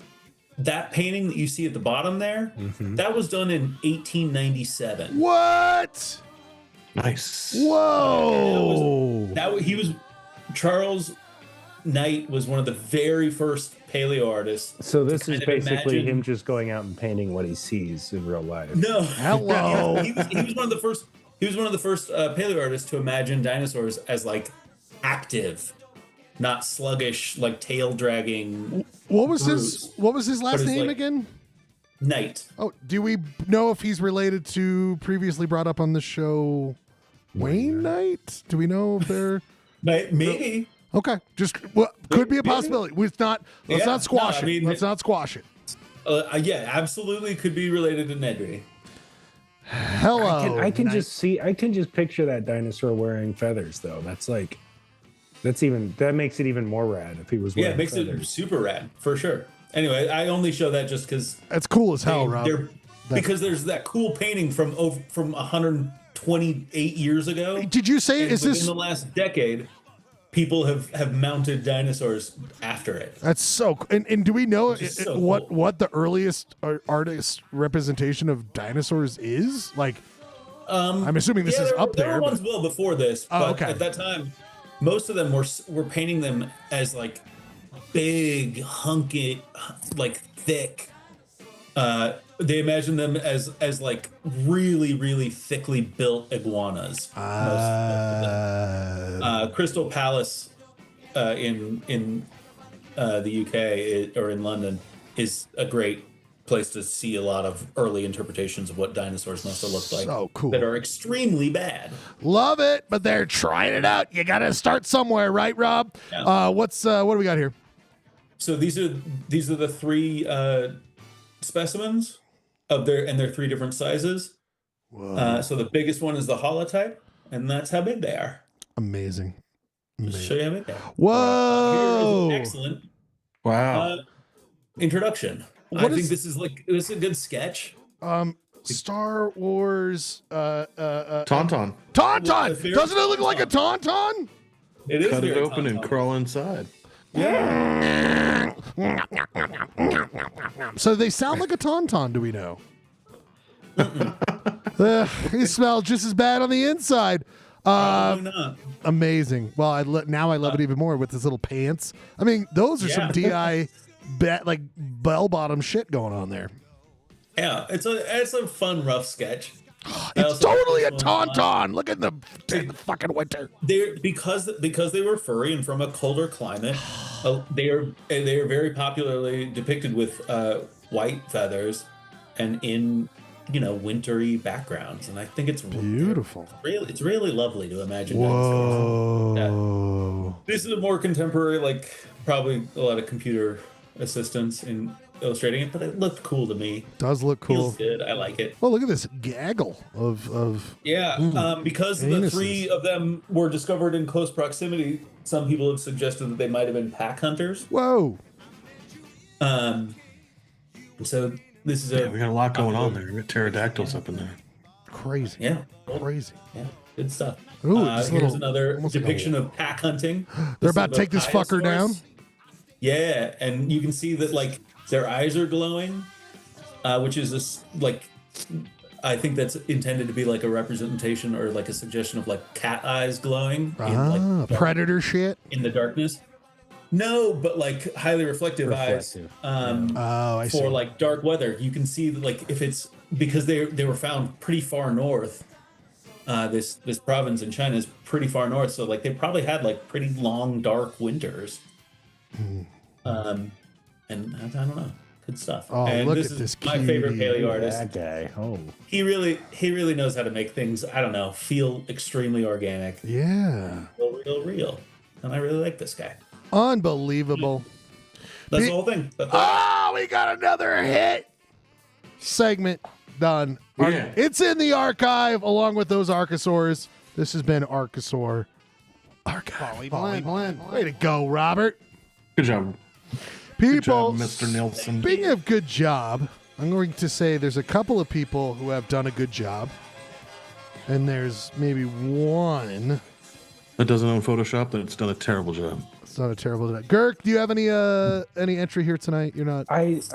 So I didn't bring this up during point of order, but I've been on the clock all day because I'm waiting for the judge to issue a ruling in the redistricting case, and so I did not get to a shot. We could wait. Should we push it? We only got 2 entries, or do we just do it? I kind of feel like, I don't know. We could just do it. It's your show, brother. Oh, but guys, I mean, this is a council vote. Ryan, what do you think? Wait till someone else, or we just do head to head, you and I? 1v1. Well, if Jeremy's not here to see it, I know. It feels like there's a whole other. I feel like we should push wait it. for Jeremy. We should push it. All right, guys, we're gonna push it. I mean, weird to Photoshop without the judge. Completely agree. All right, people. Well, let's do this then. I wanted to say one other thing about time. One other thing about time. I was reading that book about the Grand Canyon. The oldest layer in the Grand Canyon is the Vishnu layer. 1.8 billion years ago. Visible rocks that are at the bottom of the Grand Canyon. That's a full 600 million years before. I mean, dinosaurs, Rob. When did they first come on the scene? 500 million years Elon ago? Musk has more dollars than that. Sorry. True. Per year. Anyway, For a year. it's just kind of Mind blowing. crazy that there are visible rocks on the planet. No, that's 1.8 billion years ago is 1.3 billion years before dinosaurs. That's crazy. Yeah. That's a crazy stat. People, we're going to do this because I want to get back and then we're going to do topics. We're just get right topics. I think we might have a nice, cool ending at 11 o'clock, or we can do, of course, we will have the post show. The probably. I mean, this is ripe for some serious, what's it called? Limp Biz. Yeah, we can get into some Limp Biz, which is the after hour show. But I'm going to do a quick, I know we just did a music break, but I want to get settled for the next segment, which is topics, because we have a lot to get through here. And you guys have been calling, we're doing veteran songs here. I'm going to play a couple moments of this. I just pulled up our good friend, Post Malone, Utah native. Our good friend of the show. Friend of the show. You're going to get this show canceled. What, do you think I'm going to get dinged for this? This is a live performance where he does Rooster by Alice in Chains. We're going to play 2 minutes of this. So get yourself settled, guys. We're going to get into topics, do some other fun stuff here on the show, but we'll do it real quick. Rooster by Alice in Chains, but a cover by Post Malone. 2 minutes. We'll be back.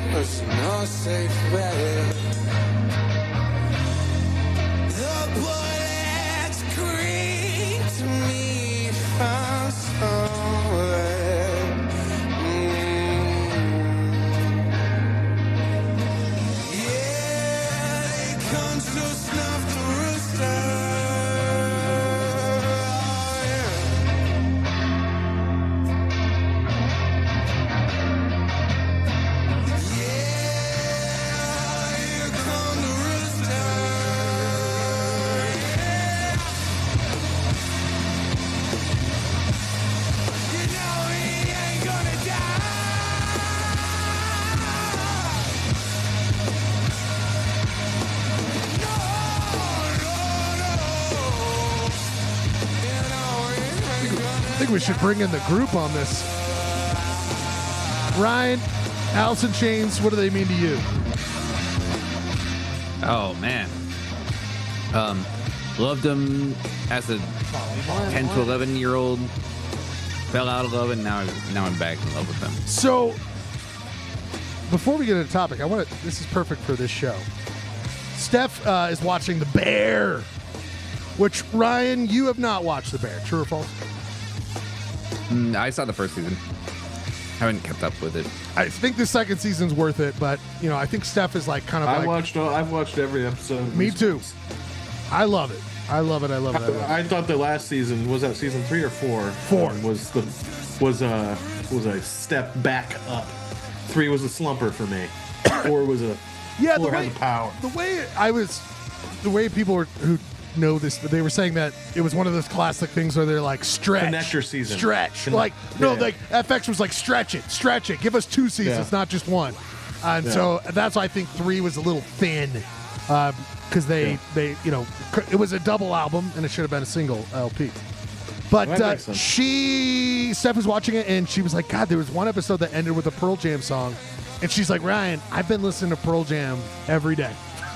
Like going through the whole catalog, and I was thinking about that. I was like, yeah, there's those moments where, because that was a big band to her, Clay, But those bands that you loved so much, and then, you listen to them a million times, so you don't listen to them.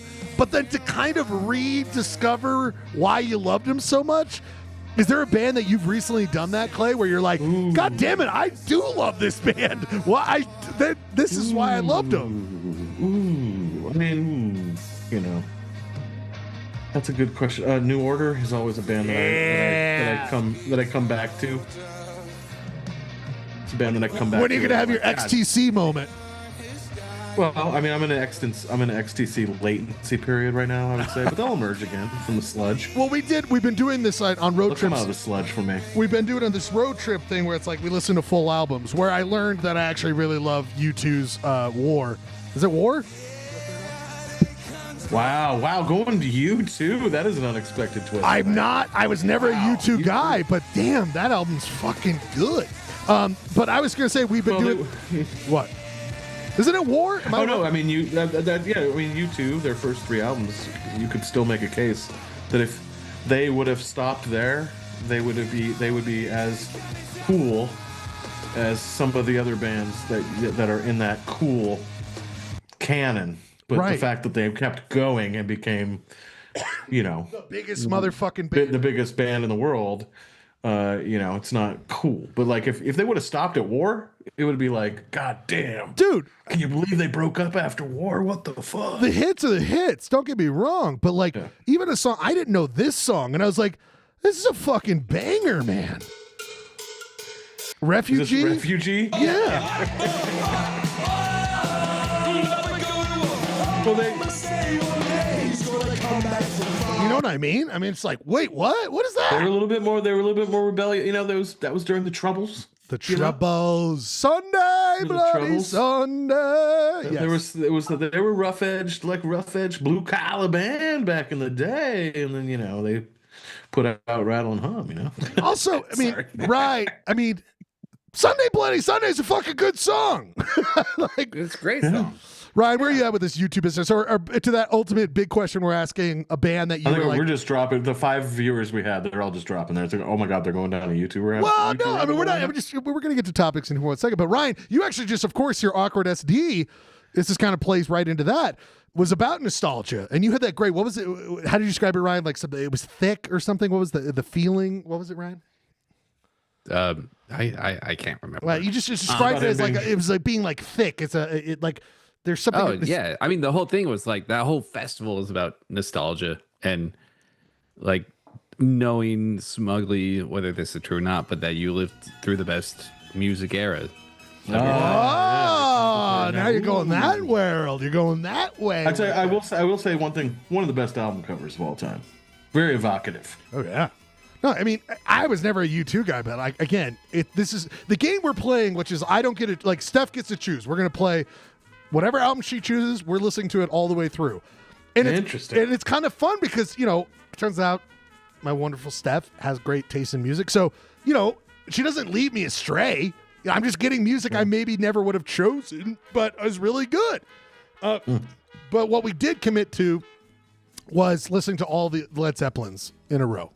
And I am just interesting. What resonated the most, because I feel like as I've gone through my life, Houses of the Holy, Physical Graffiti are the ones that have stuck around for me, and other ones have dropped off. Like I'm not going to listen to Led Zeppelin 4. I know, but then you do, Clay, and you're like, I should be listening to Led Zeppelin 4 more. When the levee breaks, it's still one of the craziest recorded songs of all time. When you, and that's kind of what this exercise, this idea of coming back to a band you love so much, which is like, you just kind of don't understand how they recorded that song.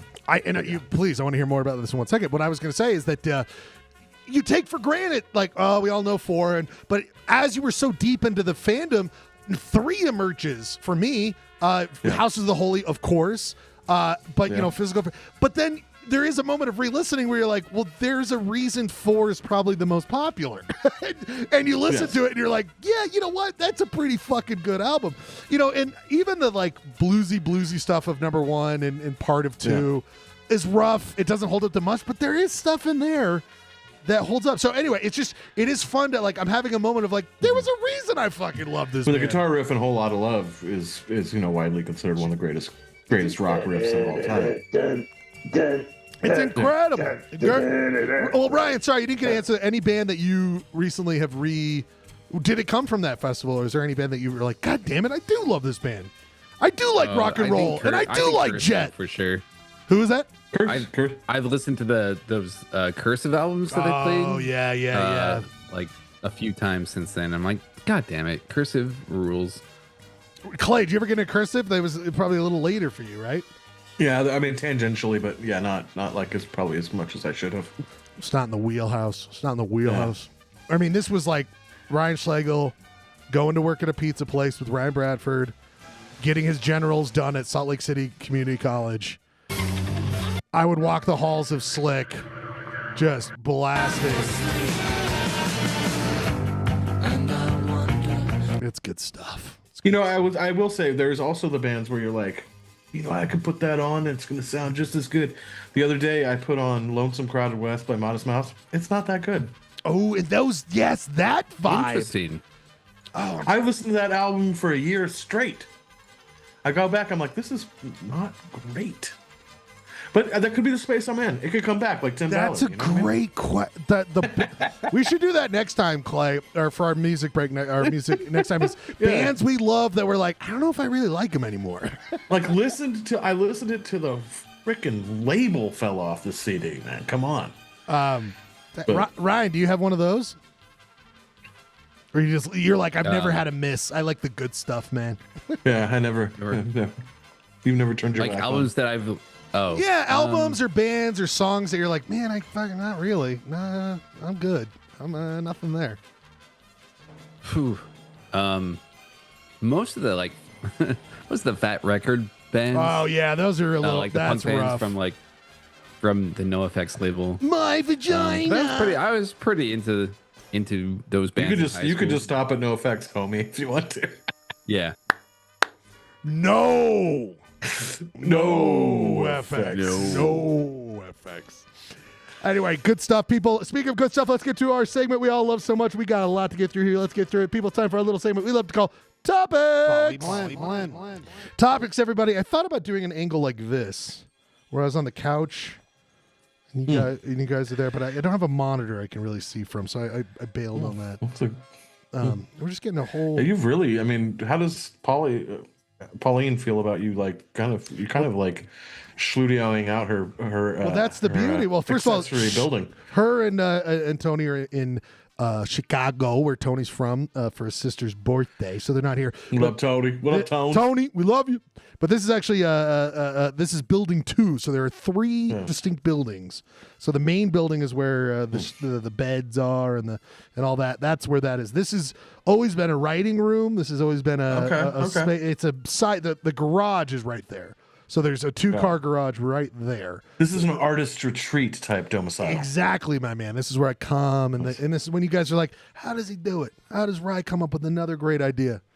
This is like my fortress of solitude. This all comes together in here. So I can take it over, Clay, to your point, and not fuck up everything.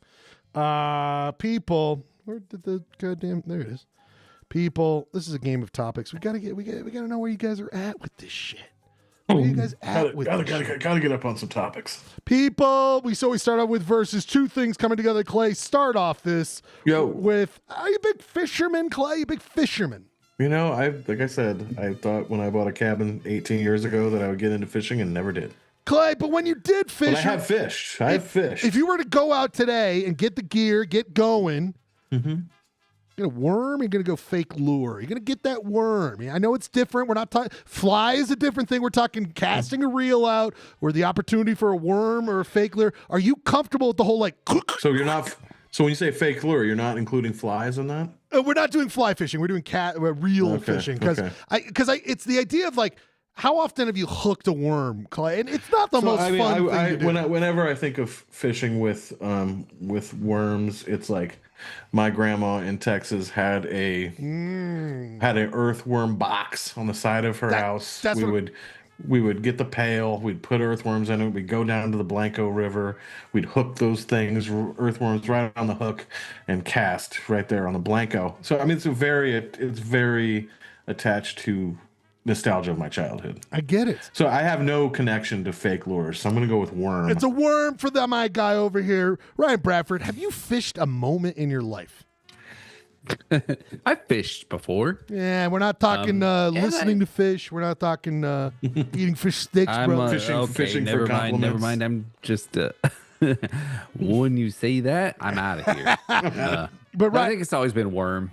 Gotta go worm, right? Gotta go that worm. Gotta go worm. I mean, we know it's not, it's the guts start to come out a little bit, right? You see weird intestines and weird stuff with the worm, but it just feels more satisfying. Gurky, where are we at with this? Are we gonna get a worm or are we doing fake lures?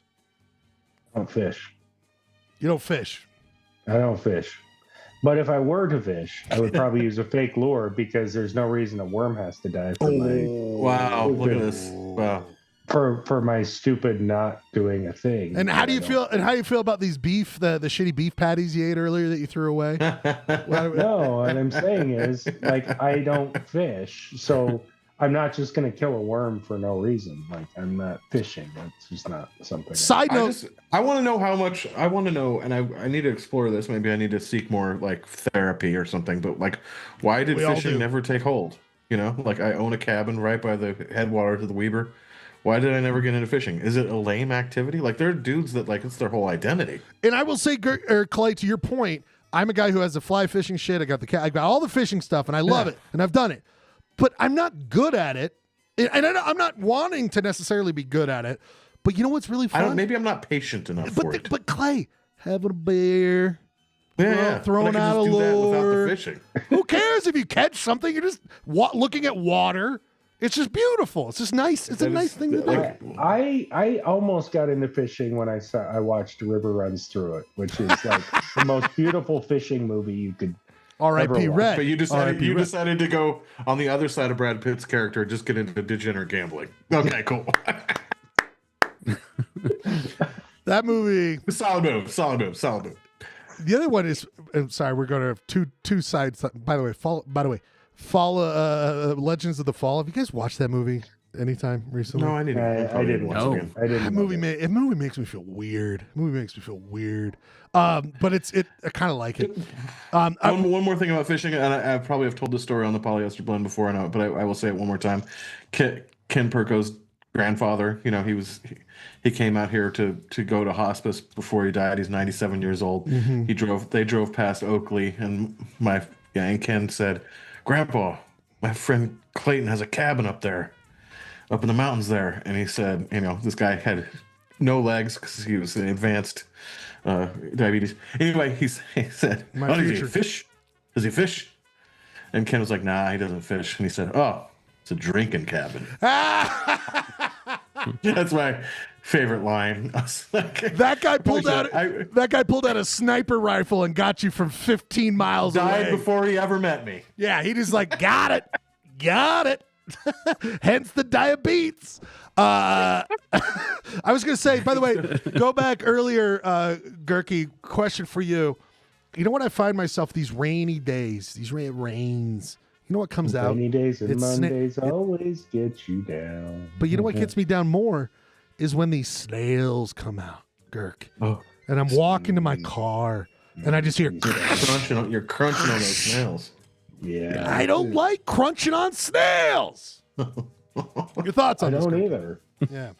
Ryan, did we get snails in San Diego? They have those out there, or is it too perfect? Oh yeah, we get snails. You step on these fuckers? Mm-hmm.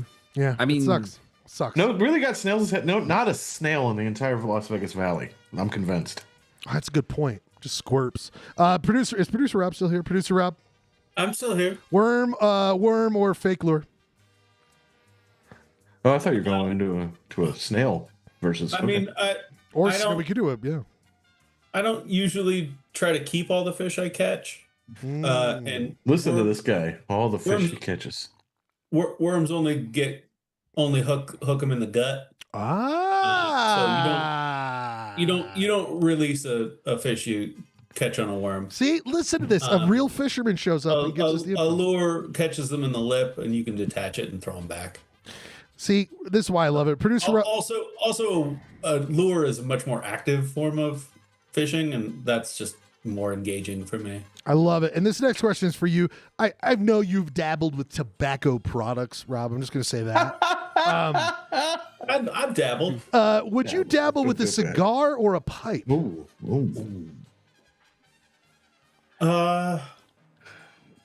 If you had, you're like, all right, this is my I vessel. mean, I have dabbled with cigars. Pipes? Not as much. Remember how there was a whole part of my life where I had pipes? I just had pipes. Oh, I know you are a pipe man. That you seem like you had a pipe I remember phase. pipe schlegel. Yeah, pipe schlegel was an active thing. Yeah. But I need your thoughts, Rob. Yeah, cigars make more sense to me. I kind of. Yeah, Gurky. I don't know. I want fewer accoutrement. It's that whole thing. It's this thing you got to clean and do it. Yeah. Where are you at, Gurky? If you were to pick between the two, I have dabbled in cigars and I did not like it. I have had a pipe before. I don't own a pipe, but I borrowed a pipe. I think I'd go pipe. I think I would go pipe. Probably like a Mark Twain corncob pipe. But Julio got me one of those once, and it was super fun, and it breaks very quickly. Clay, your thoughts on this? Yeah, I'm not crazy about either one of these things, to be honest with you. Yeah. Cigs. You just want cools. Yeah, baby. Cool cigarettes, Newports. No, I'm trying to think about which one I probably smoked the most. I mean, I gotta be honest with you, I smoked a pipe way more than a cigar because Really? I never thought of you. well, there wasn't tobacco in that pipe. Wow, see, and I'm not, and I should say I'm talking. I am definitely talking. I am definitely talking tobacco. When I was in college, I had the end of an axe handle carved into a pipe, and I smoked a lot of illegal substances out there. The thing about a cigar is it's so good in theory, and there's this romance to it. Yeah. But in actual practice, it's pretty fucking gross. Ryan, on that point, where would you go with? I mean, I've never been smoking a cigar and finished one. That's the thing. That would be weird. And like, oh, I've never had. I want more of this. Like, it's always a good. Turns like, into like a repuff, and you're slurpy like, mess. Oh man, it becomes kind of like an obligation at that point. Well, the thing is like I see the World Series happen, and they hand out these cigars, and I don't think these guys are wailing on cigs and all that, but I'm like, it's like these people who don't smoke go right to the biggest, most annoying thing to smoke, and I'm like, just give them Marlboros. Just like you get a quick bump, it doesn't last that long. Just give them Just get Marlboros. enough of the cigars after the World Series. Hand them packs of You just won the cools. World Series. What are you going to do now? I'm going to Flavor Town. Just these short stubs. They're over easy. You get a nice bump off it. Clay, I would rather see these guys wailing on cigs than these Marlboro cigars. Reds only. Yeah. A cigar never ends well. It just ends into It's too much. a wet paper bag mess. It's too. Or a barf. Or a barf. Oh, man. Or a barf. But yeah, I mean, I'm gonna go with pipe on that. I think pipe's the right answer. Ryan Bradford, you are Truman from the Truman Show, or you're just watching the Truman Show? I just want to be watching it. I don't want to be Truman. Yeah, it would be kind of unsettling, right, to find out you're Truman. Like the movie depicts. Oh. Yeah, I bet you. I mean, watched. It's I bet it's you- a great movie. I would love to be watching the Truman Show right now. But Ryan, Speaking of something that holds up. Watched it recently with my son. That movie holds up. it's a great movie. They just did it on the rewatchables. I think that's why I'm thinking about it. And my thing is, just hear me out. The fandom, you'd be the most probably arguably the most popular or most famous person in the world. If you are Truman, right? It's gonna be the most famous person in the world. You're kind of taken care of forever, right? I mean, you could write the books. You're though the annoyancy of Why was there never a sequel made? I'm just saying, guys, I mean, but maybe you could hide away because you're like, oh, I didn't know. But then you could just write one thing and you're covered for life. I don't know. Producer Rob, what would you do? Watch Truman, be Truman. I'm not one for people watching me. Got that right. Except when we do in Arkansas Archives, you kill it. Hey. I'm happy to just watch stuff. I think that'll be fine. Clay, where are we at? Okay, I guess I kind of spoiled it. I say I rewatched this recently. I obviously don't want to be Truman, so I'll watch Truman. But I will say, if you're ever looking for a little YouTube nugget to watch, it's Siskel and Ebert reviewing Truman Show. Ooh. And Ebert especially has this come around moment where he's like, he has this whole like repentance of his hatred for what's his name? Jim Carrey. Jim Carrey. Yes, he like, because he really shat on Ace Ventura: Pet Detective really bad. And he says that like that was his coming around of realizing the genius of Jim Carrey. So watch that on YouTube. Wow. I'm going with watch Truman Show. I think that's the right answer, Girk. I mean, it's too much to be Truman, right? It's too much. I guess I don't watch reality TV, so I would. This ain't reality TV. I would choose neither, but I guess the more likely of the two, since I don't watch reality TV, is that I would be Truman. But I don't know that I would like it. But Crazy thing is, Truman Show came out before social media, right? Yeah, but reality TV was just kind of starting, right? It was just in the beginning there. Yeah. And by the way, I just want to say speaking of Ebert hating Jim Carrey, the greatest thing ever. When they had the Norm Macdonald show and Jim Carrey is on there, he talks about during Batman Forever that Tommy Lee Jones hated Jim Carrey, like hated him. And at one point, that checks out. He says to Jim Carrey while they're filming a movie, Jim Carrey is trying to be a professional actor. He's been hired, all this stuff. Tommy Lee Jones, sorry, did I say Tommy Lee Jones? Yeah, Tommy Lee Jones says to Jim Carrey, I cannot condone your tomfoolery or something like this. Your buffoonery. Your buffoonery, Ryan. What the fuck? that should be a bumper sticker. Yes, like keep honking. I'm calling Jim Carrey out on his buffoonery. I cannot condone this buffoonery. I've one more Ebert story real quick. Sorry, I didn't know. How many Ebert stories do you have? My God. My favorite Ebert moment of my entire life was I was working at the Utah Office of Tourism and I was working the Sundance Film Festival and I watched him. God bless him. R.I.P. Just completely eat shit on a icy sidewalk in Perth City. Just complete ass over tits. That might be one of my favorite images you've ever like produced in my head. On Main Street, just whoop. And I'm okay. And I was driving. I was being driven, so I couldn't. I was just like Ebert. And that was it. Ebert. You didn't roll the window down and No, you didn't roll the window down and go 2 cheeks down, Ebert. Thumbs down, bitch. Cheeks because his butt fell. People. 2 cheeks down. 2 cheeks down, Ebert. I probably should have shown more compassion. He was out of his element. Gurky, final versus. Although you think someone from Chicago would know their way around an icy sidewalk. But anyway. Absolutely. It's a great point. That's a great fucking point. He's from Chicago. Gurky, final one in versus before we move on to Kill Mary Sexual Times with flag on a pole, or flag on a truck. You see all these flags on a truck driving around, Gurk. If you were like, give me one option for the rest of my life, flag on a pole or flag on the back of your big ass truck. I mean, I guess if I was going to put a flag on a truck, I would have to get a truck and a flag. So you do get a truck with this, Girk. You don't just get a flag. Free truck. Free truck. I'd still probably just put it on the pole. But you don't want to just be like in people's faces like, fuck you, America. Like, you don't want that, like, okay, all right, Ryan, where are we at with this? I think everybody who has flags on their truck, no matter what flag they are, they're psycho. Like, it seems insane. So I'm a flag on a pole guy. Because, Ryan, let's break this down real quick. Even that seems a little unhinged, but more understandable than flag on a truck. Let's break this down real quick, Ryan. First of all, PVC pipe. So you're gonna have to get one long PVC pipe, cut it in half. You're gonna have to bolt it to your truck bed. Then you're gonna have to buy these giant fucking flags. And let me say something else. I don't think those things are adding to your gas mileage, right, Clay? Those things are wind restricted. They're literally a drag. They're a drag. Clay, where are we at with this? Well, I mean, unless I'm rolling coal. No, I mean, the thing about a flag on a truck is you're just one step away from having a machine gun on top of your truck. You know what I mean? Yes. It's just like you're one step away from from. Okay, but like I think we're all thinking of like American flags, but what if it's a sports flag? Like, yeah, Does that change? Your Utah Jazz have just won the NBA championship. Any flag on a truck. Okay, wait.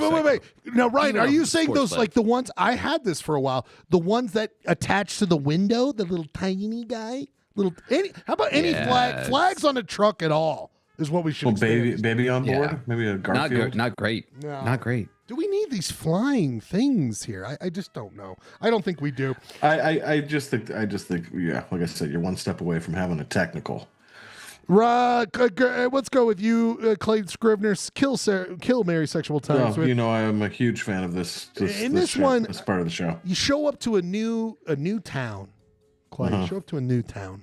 New town. I just breezed into town. It's a small town. It's not a big town. Okay. But you want to get a sense of what's going on, all that. Local. You want to get to Ordah. Exactly. Read a local newspaper. Read a tourist pamphlet. Or read, those pinup boards, like the Coke boards at like a Smith's or something, and see what's going on. What's going on in the community. Yeah. Well, how would you kill Mary Sexual Times these? I mean, I would go to the okay, you're not. You got three options here, brother. Okay, I don't know three what to options. tell you. Sorry, I'm sorry. let's go. These are the options that were created specifically for you, and you can do nothing else. This is it, brother. I'm sorry to say. I was just thinking about Portland, where you go and you see the polls where it has a carbon dated history of all the band flyers that have been on there. That's pretty cool. That's where that's. I think that's technically a pin board. Okay. I think that counts as a local pin board. And I'm thinking, that's too big of a city. I'm thinking your Wendovers, your Elys, your Tories, Yeah, I mean, so if I was to go into I think where you can encounter all three of these things, a diner. Let's say the El Bambi in Beaver. Yeah, baby. R.I.P. I think the first thing I would do is, if it was free, I would open up the local newspaper metal thing and reach in and grab one and try to get the news. You get the articles, then you get the announcements. If they're still blessed enough to have a printed local newspaper, I think that's Mary. I think you're right. I think you're right. I think I would kill the tourist pamphlet. I don't need to be pandered to. I mean, whatever's in there, it's just pay to play. So no. Okay. And then read that local pen board for the sexual time. Right. Just you might find a sexual time on it. You know. Yeah. You grab grab one of those pull the guitar. The phone number off. The wanting to be out of town singles. Ryan Bradford, where are we at with this? Do you think he's got it? I think Clayton nailed it. Yeah. Pinboard is so fun, especially for the sexual times with. Yeah, because you don't want to commit to it, but you'll fuck around with the pinboard. I'm going to read a tourist pamphlet, but I'm not going to be happy about it. Yeah, I think you're right. Anyone else have strong feelings otherwise? Forever hold your peace. I think we got it locked in here, people. Speaking of El Bambi, that reminds me of one of the greatest weekends of my entire life was doing the Best of Beaver with Pat Munger when we were. Oh, dude, one of my favorite stories. One of the local papers. Oh, it was so great. Speaking of one of my favorite, we almost took down Best of Utah for Slaney Week. We almost took them down. Knowing that's a part of your guys' history, Clay, makes me so happy. I want to know this for history. Ryan Bradford, canned beer, bottled beer, draft beer. Ooh. What do we do? What do we do? This is a good one. But you can have anyway. You'll have your turn. Mary can. Mary can. Gonna sexual times draft and kill bottle. Ooh, he does it so fast. Why do you kill bottle? Well, Gurky, you go up next. What would you do? I think I'd marry. They're annoying and they break, and they're allowed to throw in a recycle bin. Yeah, but a cool glass beer. Sometimes I buy it, even though I know I'm going to fill up my glass. The can. I can't kill. You cannot kill can. You cannot kill can. No way. Can is the most versatile, right? We can all agree. You're never going to go on another river trip in your entire fucking life. Yeah, you can take them anywhere. Okay, that's true. You can have koozies for them. They fit in a cooler better. Draft is Mary, I think. Wow. Well, you just like to pony up to the old water. Yeah, that's right. You don't go outside except to big bar. I think Gurky's a slave to big bar. No, when he goes on trips, Ryan, he carries a keg, and he's always got draft beer wherever he goes. It's a superior product. Period. Okay. All right. But God, you made a good point about Cannon. I was not gonna. You guys, here. I just will throw this out here. You're at pre-juniors, juniors. You're not at Bob's juniors. Oh, you're God, at you're making juniors. me sad. You're making me sad just by bringing that up. Saddle up. Oh, Scotty's working door at the new Keto's place, by the way. Oh, nice. I will go there just to see him. I want to see Scotty. Yeah. You get yourself a nice glass of Lev beer, and Greg's working, and he gives you that frosty mug. And you My mouth is pour watering that- just you by you pour saying that- Lev. Is like, I mean, that's where I think, Ryan, you're right out of the options here, but damn, is it hard to kill a bottle of beer. That's the struggle I'm having. Rob, we need your thoughts on this. can we just marry all of them? I know, we can't, though. We can't. Rob, where are we at? Look, only the lowest of cretins drink canned beer. Case closed. Rob, you done it. No more on that. Case of beer closed. Gerke, I need your thoughts on this. I don't know why, All but right, I thought I'd man. start with you on this one. Yeah. Would you let's rather do be, this. and it doesn't have to be this state, but I'm just going to throw it out, state senator, state representative, state judge? What would you, Whoa. if you had to do one of these? Oh, I mean, you marry state judge. Oh, Because you really don't have to do much the rest of your life. hell yeah, but you got to read these books and case law and all that. But again, go ahead. I mean, you're supposed to. Ideally, you should. Also, you know what else you should do is not wait till 11:10 p.m. on a Monday night and keep me up waiting to write about your freaking order. Hold up. That's what you should Order. Trying to drink some beer on a Monday and can't. I think state rep is obviously the lowest of those three. So Yeah, kill I think that. you're right. I think that's right. Oh, Ooh, people got thoughts. And so you're saying sexual times with the senator?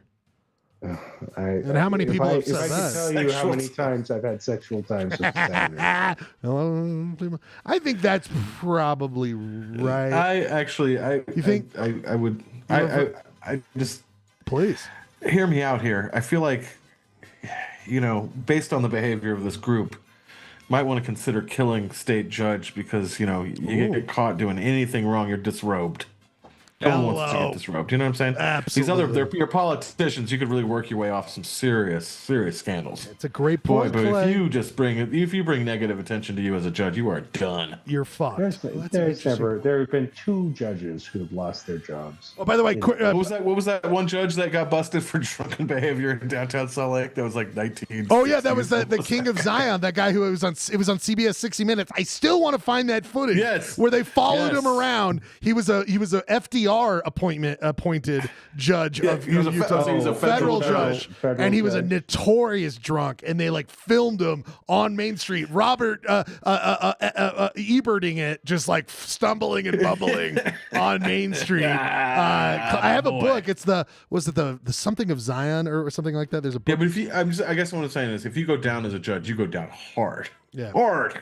Absolutely. And by the way, real quick, And as Chatmaster a person, I'm always thinking about my downfall. Yeah. Chatmaster Jeremy just chimes in on the text thread. He believes Gerke's right with the draft beer, just to be, for the record, to be noted. And that's a legit beer snob. Ryan, in honor of the great Predator Badlands being released on Friday, I can't wait to see it. Already said, I was like, Steph, you want to go? And no, she doesn't want to go. So I'm going to be watching Predator Badlands by myself. I couldn't be more excited. But Ryan, I need you to start this off. Use everyone here. We're, of course, doing the hit segment Rank 'em, Ryan. Rank 'em. And Ryan, this week, what are we doing for Rank 'em? We are doing just a few. There's so many. We're just doing a few movie and TV show aliens, Ryan. Movie and TV show aliens. Oh, Rank 'em. I So love it. you've got Xenomorph, you've got Predator, you've got E.T., you've got Chewbacca, you've got Spock, you've got The Thing from The Thing, Alf, Keep Your Cats Away, Marvin the Martian, and the Mars Attack Martians. And then, of course, canceled Kevin Spacey K-Pax was an alien. Vincent D'Onofrio's Bug character from Men in Black. And then, of course, Cool Cigarettes. Ryan, rank oh my them. God. There's a bunch of ways to rank them. and He's your favorite. You're your best. beloved. Okay, Yeah. the favorite. I think it's gonna be Xenomorph. I think that's gonna go top. It's kind of why I led off with it. I thought it was a lead off. We'll see what other people have to say, but you might be right. And then Cool Cigarette for sure. I'm telling you, the World Series. Enough with these cigars. Give them packs of cigs. I'm gonna maybe probably left field. I think Vincent D'Onofrio in Men in Black is fucking amazing. And I think yeah. Why I added him. Then we can put Predator under Vincent. Water. What was that? Predator next? Yeah. Wow. Okay, buddy. You got plenty more left. Damn, let's do The Thing just because The Thing is It's fucked the up. most amazing movie. So good. I'm gonna say Spock next. Live long and prosper, my friend. Okay. Yeah. Logic. I mean, just a good person. Yeah, he's a alien. good dude. He's a good dude. We love our Vulcans. And we're riding that train. Let's go to ET. Let's put ET under Spock. Okay, he's kind of a nothing. He's just kind of there. He likes his reasons. He's like the Elvis of aliens. You're calling him nothing? Yeah. What does he do? Jesus. You phone home. Get your own fucking if you phone. were talking about pure entertainment, I just can't believe Alf hasn't been invoked yet. You'll have your time, Clay. You'll have your time. We can do Chewbacca, then Mars Attacks, then Marvin, then Alf, then K-Pax. Whoa, Speedy Gonzales. I agree with K-Pax being last. I think we all. That's why I kind of because it was so dumb. Okay, wait. Mars Attacks, and then what was before? It was an Alf, and then Marvin. Alf was second to last.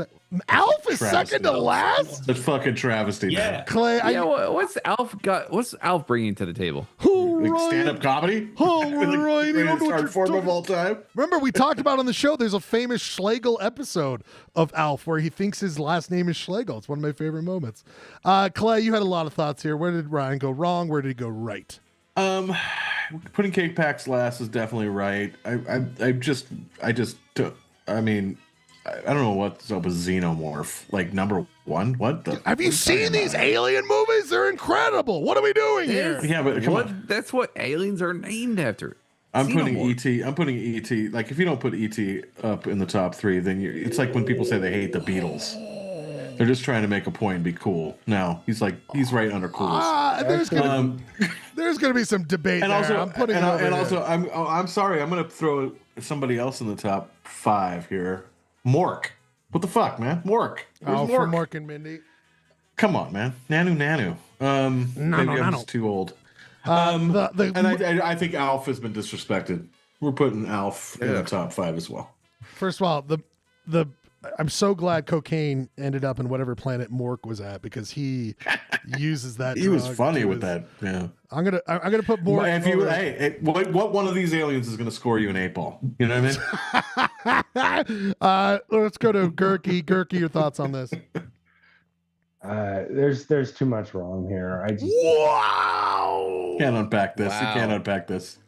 I mean, will you at least agree that K-Pax should be last?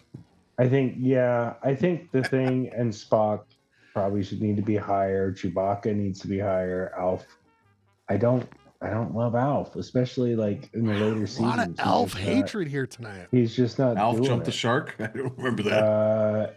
The Cools, I think, are probably a little higher than they need to be. What, the non-alien Cools? We don't know if Cools came from a different planet.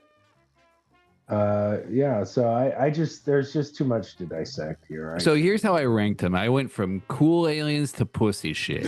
So if you disagree with me, but Chewbacca, then you're into pussy shit. No, Chewbacca's a badass, man. Maybe. I mean, if you're talking about like absolute killer, if you're talking about like scary aliens, I mean, Predators, freaking terrifying. Yeah, they also. I see them really in this new movie. I see they're really. I think they were afraid how much they did the dreads, because they're really going away from the dread centric. You got a haircut. Yeah, he's got it tied up in the back. And then if you guys saw Prey, which is an incredible movie that just came out on Hulu, they really don't emphasize the dreads as much either. I think they're getting dread. Also, you guys are too young to remember, and Gurky's probably the only one that remembers the miniseries V. Thanks, man. I appreciate that. Thank you. Yeah. Do you remember V? No. I mean, how many movies? There's so many aliens. I mean, we didn't even talk about what was the one with. There's a scene in V, real quick, where she gives birth to an alien. She gives a natural birth to an alien, and you're like, oh my god, that was terrifying. And then an alien actually like C-sections itself out of her like stomach, which, as a kid who's like pre-pubescent, that was one of the more terrifying things I've ever seen in my life. I mean, that's horrifying, by the way, Clayton. I didn't even include Jeff. On national television. I didn't include Jeff Bridges' Starman. I mean, there's a lot of aliens I'm leaving out of here. Producer Rob, you got to throw your thoughts in here. Look, I'm with Gurky. There's a lot to fix here. It would be challenging to go through it all. K-Pax definitely belongs at the bottom. Cool's obviously at the top. Yeah, Cool's at the top. I would put Spock higher. I'd keep Vincent D'Onofrio's Bug up toward the top. And I think the Xenomorph and the Predator would drop. Alf would definitely be higher. What about Wally? He's a robot. He's not an alien. Come on, dog. Not an alien. Let's not complicate things when we don't need to. Earth native. Here's what I will say. Wow, that was summarily dismissed. I will say, I'm going to throw it out here. Though he's great, I do think we need to do Spock, the Thing, Vincent D'Onofrio. Oh, god damn it, Chewbacca's. He's got to go above the Bug, even though the Bug is so good. Ryan, I believe in your list. I do, but I'm just putting my little thing on here. Like Chewbacca doesn't even seem like an alien. He seems like a bear. Get the Ryan. Like a mammal. He's a giant carpet. What are we talking here, Ryan? He's an alien. No, I know. I think Marvin the Martian is getting a little too less play. Did you guys ever see the quote? Do you ever see the YouTube footage of Carl Sagan dissecting Star Wars and how pissed he is at the end of Star Wars? Well, he says there's no black people, right? Chewbacca, yeah, he's no black people, but there's no one of color until Billy D. Williams. Yeah, Billy D. Wills. But at the end of episode 3 of Star Wars, is that 4? Episode 4? The first one. Chewbacca doesn't get a medal. And right. Carl Sagan was really pissed about that. He's got a good point. He does call to, like, he's got the whole, like, how the language of how the army works all of a sudden, where he calls out for them to be in stance. It doesn't make a lot of sense. I'm going to go ahead and say, I think it is cool cigarettes. Ryan is right. Xenomorph is the ultimate alien. It's fucked up. It's gnarly. It makes you feel weird. Predator's badass as hell. It's got the laser thing. Spock is we love it. Thing, so weird, devastating. Chewbacca, I love him so much. It's the performance that makes Vincent D'Onofrio land at that place. Marvin the Martian, come on, he's fun. He's got the Spartan helmet. E.T., I'm putting there. Clay, he's sweet, but he's kind of a dud. He's kind of he doesn't like. He's so vulnerable. He's so vulnerable. I don't need that in my life. Mars Attacks, they're dicks, but they're fun. They got the quack quack quack quack quack. Alpha's fun. Mork, guys, I love me some Robin Williams. Love me, but Mork, I don't know if I need a couple hours with Mork. Nanu. Could you imagine a couple hours with Mork? I don't know. I think this is a decent list. Controversy. No honorable mention for the Close Encounters of the Third Kind aliens who were like smart and were also musicians. Or the Independence Day aliens. Oh, see, guys, there's so many. Straight up destructive, killing things. There's so many. People, speaking of so many things, we couldn't get to some of them tonight. Lynncolon Towne-Karr, by the way, I apologize, buddy. He is, of course, our mobile truck guy. He's out there right now helping us broadcast. I'm going to save time for him next week. He's got some great things. Are you talking about gambling? No, Lynncolon Towne-Karr is the guy who is inside of the booth that makes he's out there in the truck right now, Clay, making sure we get broadcast to KTRD. I thought we would talk a little bit about gambling. Shout out to Gurky's Guardians. Oh, shit. Well, we can get that to the Limp Bizkit crew. God damn it. Yeah, you're right. There's so many things. And one of the things, of course, we won't get to, even though I wanted to, is that the Relic, we will talk about the Relic next week. Shit. We didn't get to it. I'm sorry. We will talk about the Relic. Is Tom Sizemore still alive? The size is no more. He's sized himself out of this planet. That's one of the great aliens that we didn't talk about. No, it's not an alien. It's, of course, an Amazon. I don't know. It's an Amazon curse using weird leaf juice that makes you turn into a weird beast. Okay, so that is L.P.N. Miller is going to be dead before we watch.